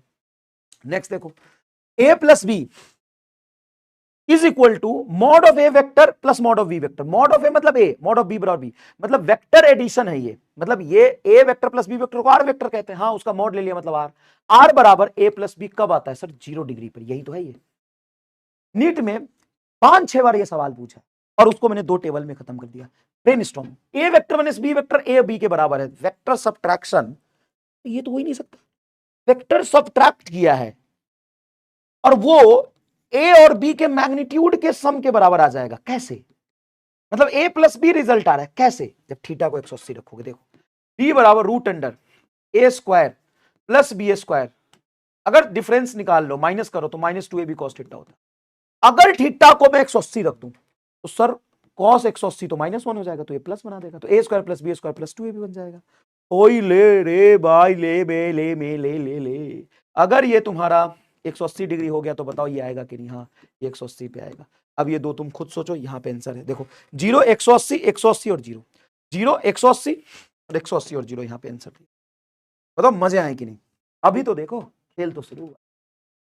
Assertion A × B is perpendicular to the both A + V vector and A - V vector. हाँ, तो A × B होता है, रिजल्टेंट होता है वो A और B प्लेन के परपेंडिकुलर होता है, और जैसा कि मैंने बोला रिजल्टेंट और सब्ट्रैक्शन प्लेन में ही होता है। A + B as well as A - V lies in the plane containing A and B। हाँ हाँ हाँ, सही है, but A × B lies perpendicular। ओ हो भाई, ये तो सही हो गया दोनों, और करेक्ट एक्सप्लेनेशन भी, बहुत ही ट्रू एंड करेक्ट एक्सप्लेनेशन। इसका आंसर देखो डी आ गया, मजा आ गया। Two vector A and B are the acting in the same plane and vector C is perpendicular to the plane, then resultant of these vector A and B are the acting in the same plane, ठीक है, and vector C is perpendicular to the plane, the resultant of these vectors A और B same plane में है, A और B मान ले same plane में 90 degree पे, और same plane, and vector C है, रिजल्टेंट नहीं, vector C is perpendicular to this vector, ये C इधर है, तो इन तीनों का सम क्या होगा? तो देखो ए और बी का रिजल्टेंट इधर आएगा और इसको और इसके बीच में 90 डिग्री का एंगल है, तो इसका रिजल्टेंट जीरो नहीं हो सकता, कैन नॉट बी जीरो। करके दिखाओ जीरो। एक इधर है, एक इधर है और एक इधर है, जीरो कर ले। एक इधर है, एक इधर है, एक इधर है, जीरो कर ले जीरो। तो इसका रिजल्टेंट कहीं ना कहीं वेक्टर सम बीच में आता है, और ये इधर और ये इधर, कैसे होगा जीरो 90 डिग्री पर? दो वेक्टर 90 डिग्री पे कभी जीरो दे ही नहीं सकता है। बोल मजा आया कि नहीं? ले ले ले ले ले ले बी आंसर ले ले ले बी आंसर ले। इधर देख, the sum of magnitude of two force acting at a point is 18 and the magnitude of their resultant is 12. If the resultant is 90 degree with the force, देख एक force ये है A और दूसरा force मान ले B इधर है। क्यों? क्योंकि रिजल्टेंट एक वेक्टर के परपेंडिकुलर है। Resultant is 90 degree with the smaller force, तो इसके परपेंडिकुलर है रिजल्टेंट। अगर किसी भी एक वेक्टर से परपेंडिकुलर है, किसी भी एक वेक्टर से परपेंडिकुलर है रिजल्टेंट, तो पक्की बात है दूसरा वेक्टर उधर होगा। वैसे कैसे? ऐसा इसीलिए कि दो वेक्टर का रिजल्टेंट हमेशा बीच में आता है। रिजल्टेंट अगर 90 डिग्री पे तो दूसरा वेक्टर इधर ही होगा ना। ये ए को रहने दे, रिजल्टेंट को रहने दे, बी को क्या मैं शिफ्ट करूंगा तो यहां लिख सकता हूं? हाँ सर लिख सकता हूं। सिंपल ट्रायंगल हाइपोटेन्यूस से देख, रिजल्टेंट की वैल्यू वेक्टर सम को दिया हुआ है 12, एक मैग्नीट्यूड ऑफ देयर रिजल्टेंट 12 और sum of magnitude of two force, मतलब मान ले दो वेक्टर है ए, इसका मैग्नीट्यूड और इसके मैग्नीट्यूड का सम है 18। अब सुन, ये 12 दिया हुआ है, इसको अगर तू x मानता है, a को x मानता है, तो b का मैग्नीट्यूड क्या होगा? 18 माइनस। अब सुन, ये x, हाँ सर, ये 12, ये 18 माइनस, इसका सम पाइथागोरस थ्योरम से प्लस इसका सम का होल स्क्वायर, मतलब x स्क्वायर प्लस 12 का होल स्क्वायर बराबर 18 माइनस x का होल स्क्वायर होगा कि नहीं होगा? तो सॉल्व करके c आ जाएगा तुम्हारा आंसर, देख लेना। नेक्स्ट देख, the resultant of a plus b is r1 on reversing the bar b, the resultant of R2, what is the value of R1 का स्क्वायर प्लस R2 का स्क्वायर? एक minute, the resultant of A plus B is R1, ठीक है, then what is R1 vector? A1 plus A2, A vector plus B vector, A plus B is तुम्हारा R1 है।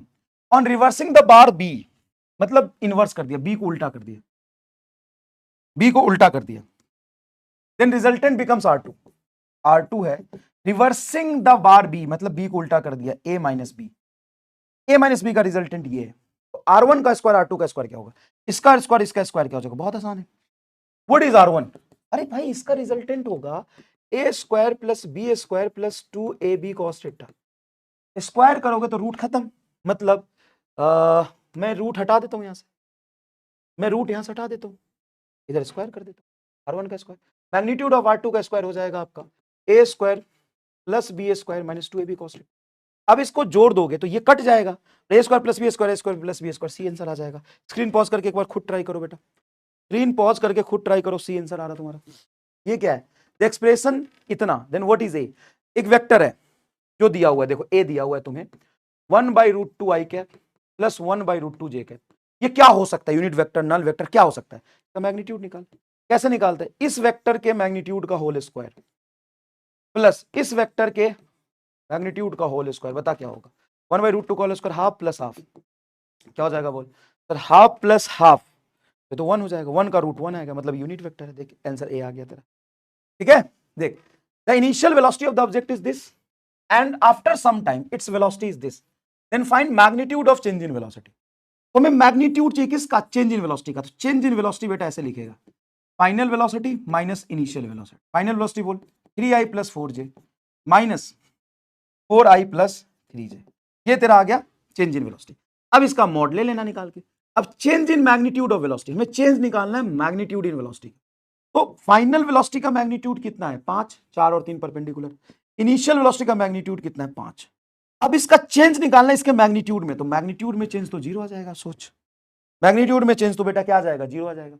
Lami's theorem क्या कहता है? किसी भी एक पॉइंट पे अगर 3 फोर्स लग रहा है, F1, F2 और F3, अगर तीनों का वेक्टर सम तुम्हारा क्या है बेटा? तीनों का वेक्टर सम क्या है तेरा? 0।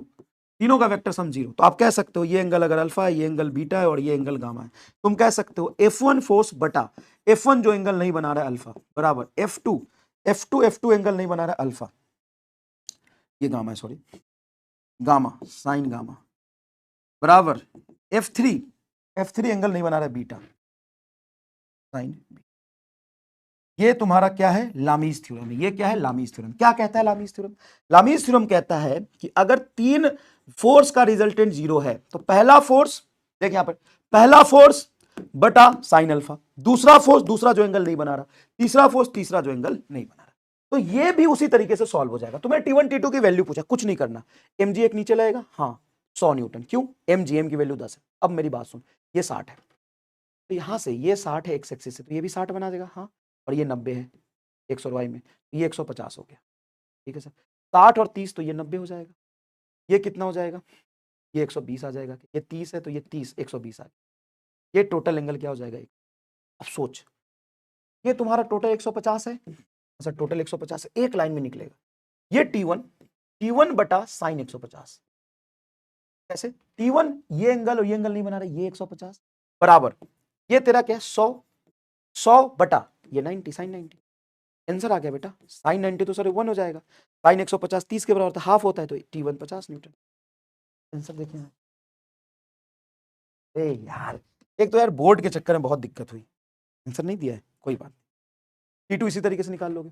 अ पार्टिकल मूव फ्रॉम इतना टू इतना, ठीक है, पार्टिकल बेटा यहां से यहां तक गया है, फोर्स इतना लग रहा है, तो वर्क कितना होगा, वर्क होता है F dot S, dot product का खूबसूरत सवाल। फोर्स कितना है, 4i cap plus 3j cap, और डिस्प्लेसमेंट क्या होगा, फाइनल पोजीशन में से इनिशियल पोजीशन घटा दो, फाइनल पोजीशन 4i कैप, हाँ सर 4i कैप में से इनिशियल पोजीशन घटा दो 2i कैप, तो -2i घटाओगे तो 2i कैप हो जाएगा, प्लस 3j में से 5j घटाओ तो 3j में से -2j, माइनस, तो 4i plus 2i 6i, 6i को इसके साथ डॉट प्रोडक्ट लोगे तो 6i और 4i, 6 चौका 24 आ जाएगा, -2j 3j, 3 दूना 6j आ जाएगा, तो नहीं 6 आ जाएगा, मैग्नीट्यूड निकालना है तो 18 आंसर आ रहा, तुम्हारा सी आंसर होगा, देखो सी आंसर है। डॉट प्रोडक्ट निकाल सकते हो क्या, देखो बेटा ये तुम्हारा दिया वेलोसिटी और ये दिया हुआ फोर्स, अब पूछा है पावर बताओ, तो पावर बराबर हो जाएगा बेटा F डॉट V, बहुत सिंपल है। डॉट प्रोडक्ट में क्या करते हैं, सेम जाति वाले लोगों को पकड़ के चिपका देते हैं, जैसे 5i कैप है 2i कैप, तो इसको इससे मल्टीप्लाई करो, तो 5 दूना 7 10, ठीक है, 2j वाले j को तो 10, -1 को -10 से +10, 30 आंसर आ जाएगा, देखो तो है क्या 30 वाट। देखो नेक्स्ट देखो, एक वेक्टर है बेटा, ये नीट का पूछा हुआ सवाल है, और ये वेक्टर है बेटा b, ठीक है, देन वैल्यू है t at which the orthogonal to each other, ये t की वैल्यू क्या होगी, t की वैल्यू क्या होगी ताकि ये दोनों ऑर्थोगोनल हो जाए। ऑर्थोगोनल के लिए बेटा a डॉट b का डॉट प्रोडक्ट 0 होना चाहिए, अगर दो चीजें ऑर्थोगोनल है मतलब परपेंडिकुलर है, और परपेंडिकुलर का डॉट प्रोडक्ट 0 होता है। कुछ मत करो, a डॉट b करो, तो cos omega T I cap और cos ओमेगा टी 2 बटा आई कैप, तो i से i 1 होता है, तो ये हो जाएगा cos omega T into cos omega T by 2, plus इसका इसके साथ डॉट प्रोडक्ट लोगे तो 0, इसका इसके साथ लोगे तो क्या होगा, sine omega T into sine omega T by 2 बराबर 0। अब देखो ना, ये cos a into cos B, sine into sine B, क्या बन जाएगा sir, cos a into cos B plus sine into sine B, cos a minus B, omega T minus omega T by 2 is equal to 0। तो cos 0 कब होता है, जब ये angle तुम्हारा क्या हो जाएगा 90 डिग्री, तो omega T minus omega T by 2 हो जाएगा, omega T by 2 is equal to pi by 2, 2 से 2 कट गया, T is equal to pi by omega, pi by omega. ये आंसर बताओ, ये आंसर आ रहा है, क्या आंसर आ रहा है, सोच के बता, क्या आंसर आ रहा है भाई मेरे, एक आंसर आगे देख, ये देख ए वेक्टर है, ये ए आई कैप बी जे कैप के कैप, और एक वेक्टर ये आर परपेंडिकुलर, तो दोनों का डॉट प्रोडक्ट 0 होगा, तो दोनों का डॉट 0 करके ए और बी का रिलेशन आ जाएगा, एक ए और बी का रिलेशन ये दिया हुआ है, तो बताओ बी की वैल्यू क्या होगी। बहुत खूबसूरत सवाल, कर लोगे क्या, टेंशन मैंने यहां दे दिया है, कर लोगे क्या, सुनो सुनो सुनो, अगर ये वेक्टर परपेंडिकुलर है तो इनका डॉट प्रोडक्ट क्या हो जाएगा 0, तो इनका डॉट प्रोडक्ट 0 रख के ए और बी का एक रिलेशन आएगा, और एक्स्ट्रा ए और बी का रिलेशन मैंने एक और दे दिया है, तो बी की वैल्यू क्या होगी। सोचो कितना अच्छा सवाल है, सोचो कितना अच्छा सवाल है, हो सकता है अगर इसका आंसर नहीं आए तो देख लेना एक बार।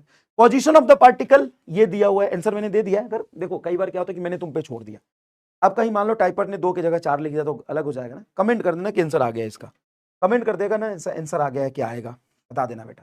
चलो, ये पोजीशन वेक्टर है, ये मोमेंटम है, एंगुलर मोमेंटम क्या होगा, एक तो एंगुलर मोमेंटम की ये सवाल हो गए।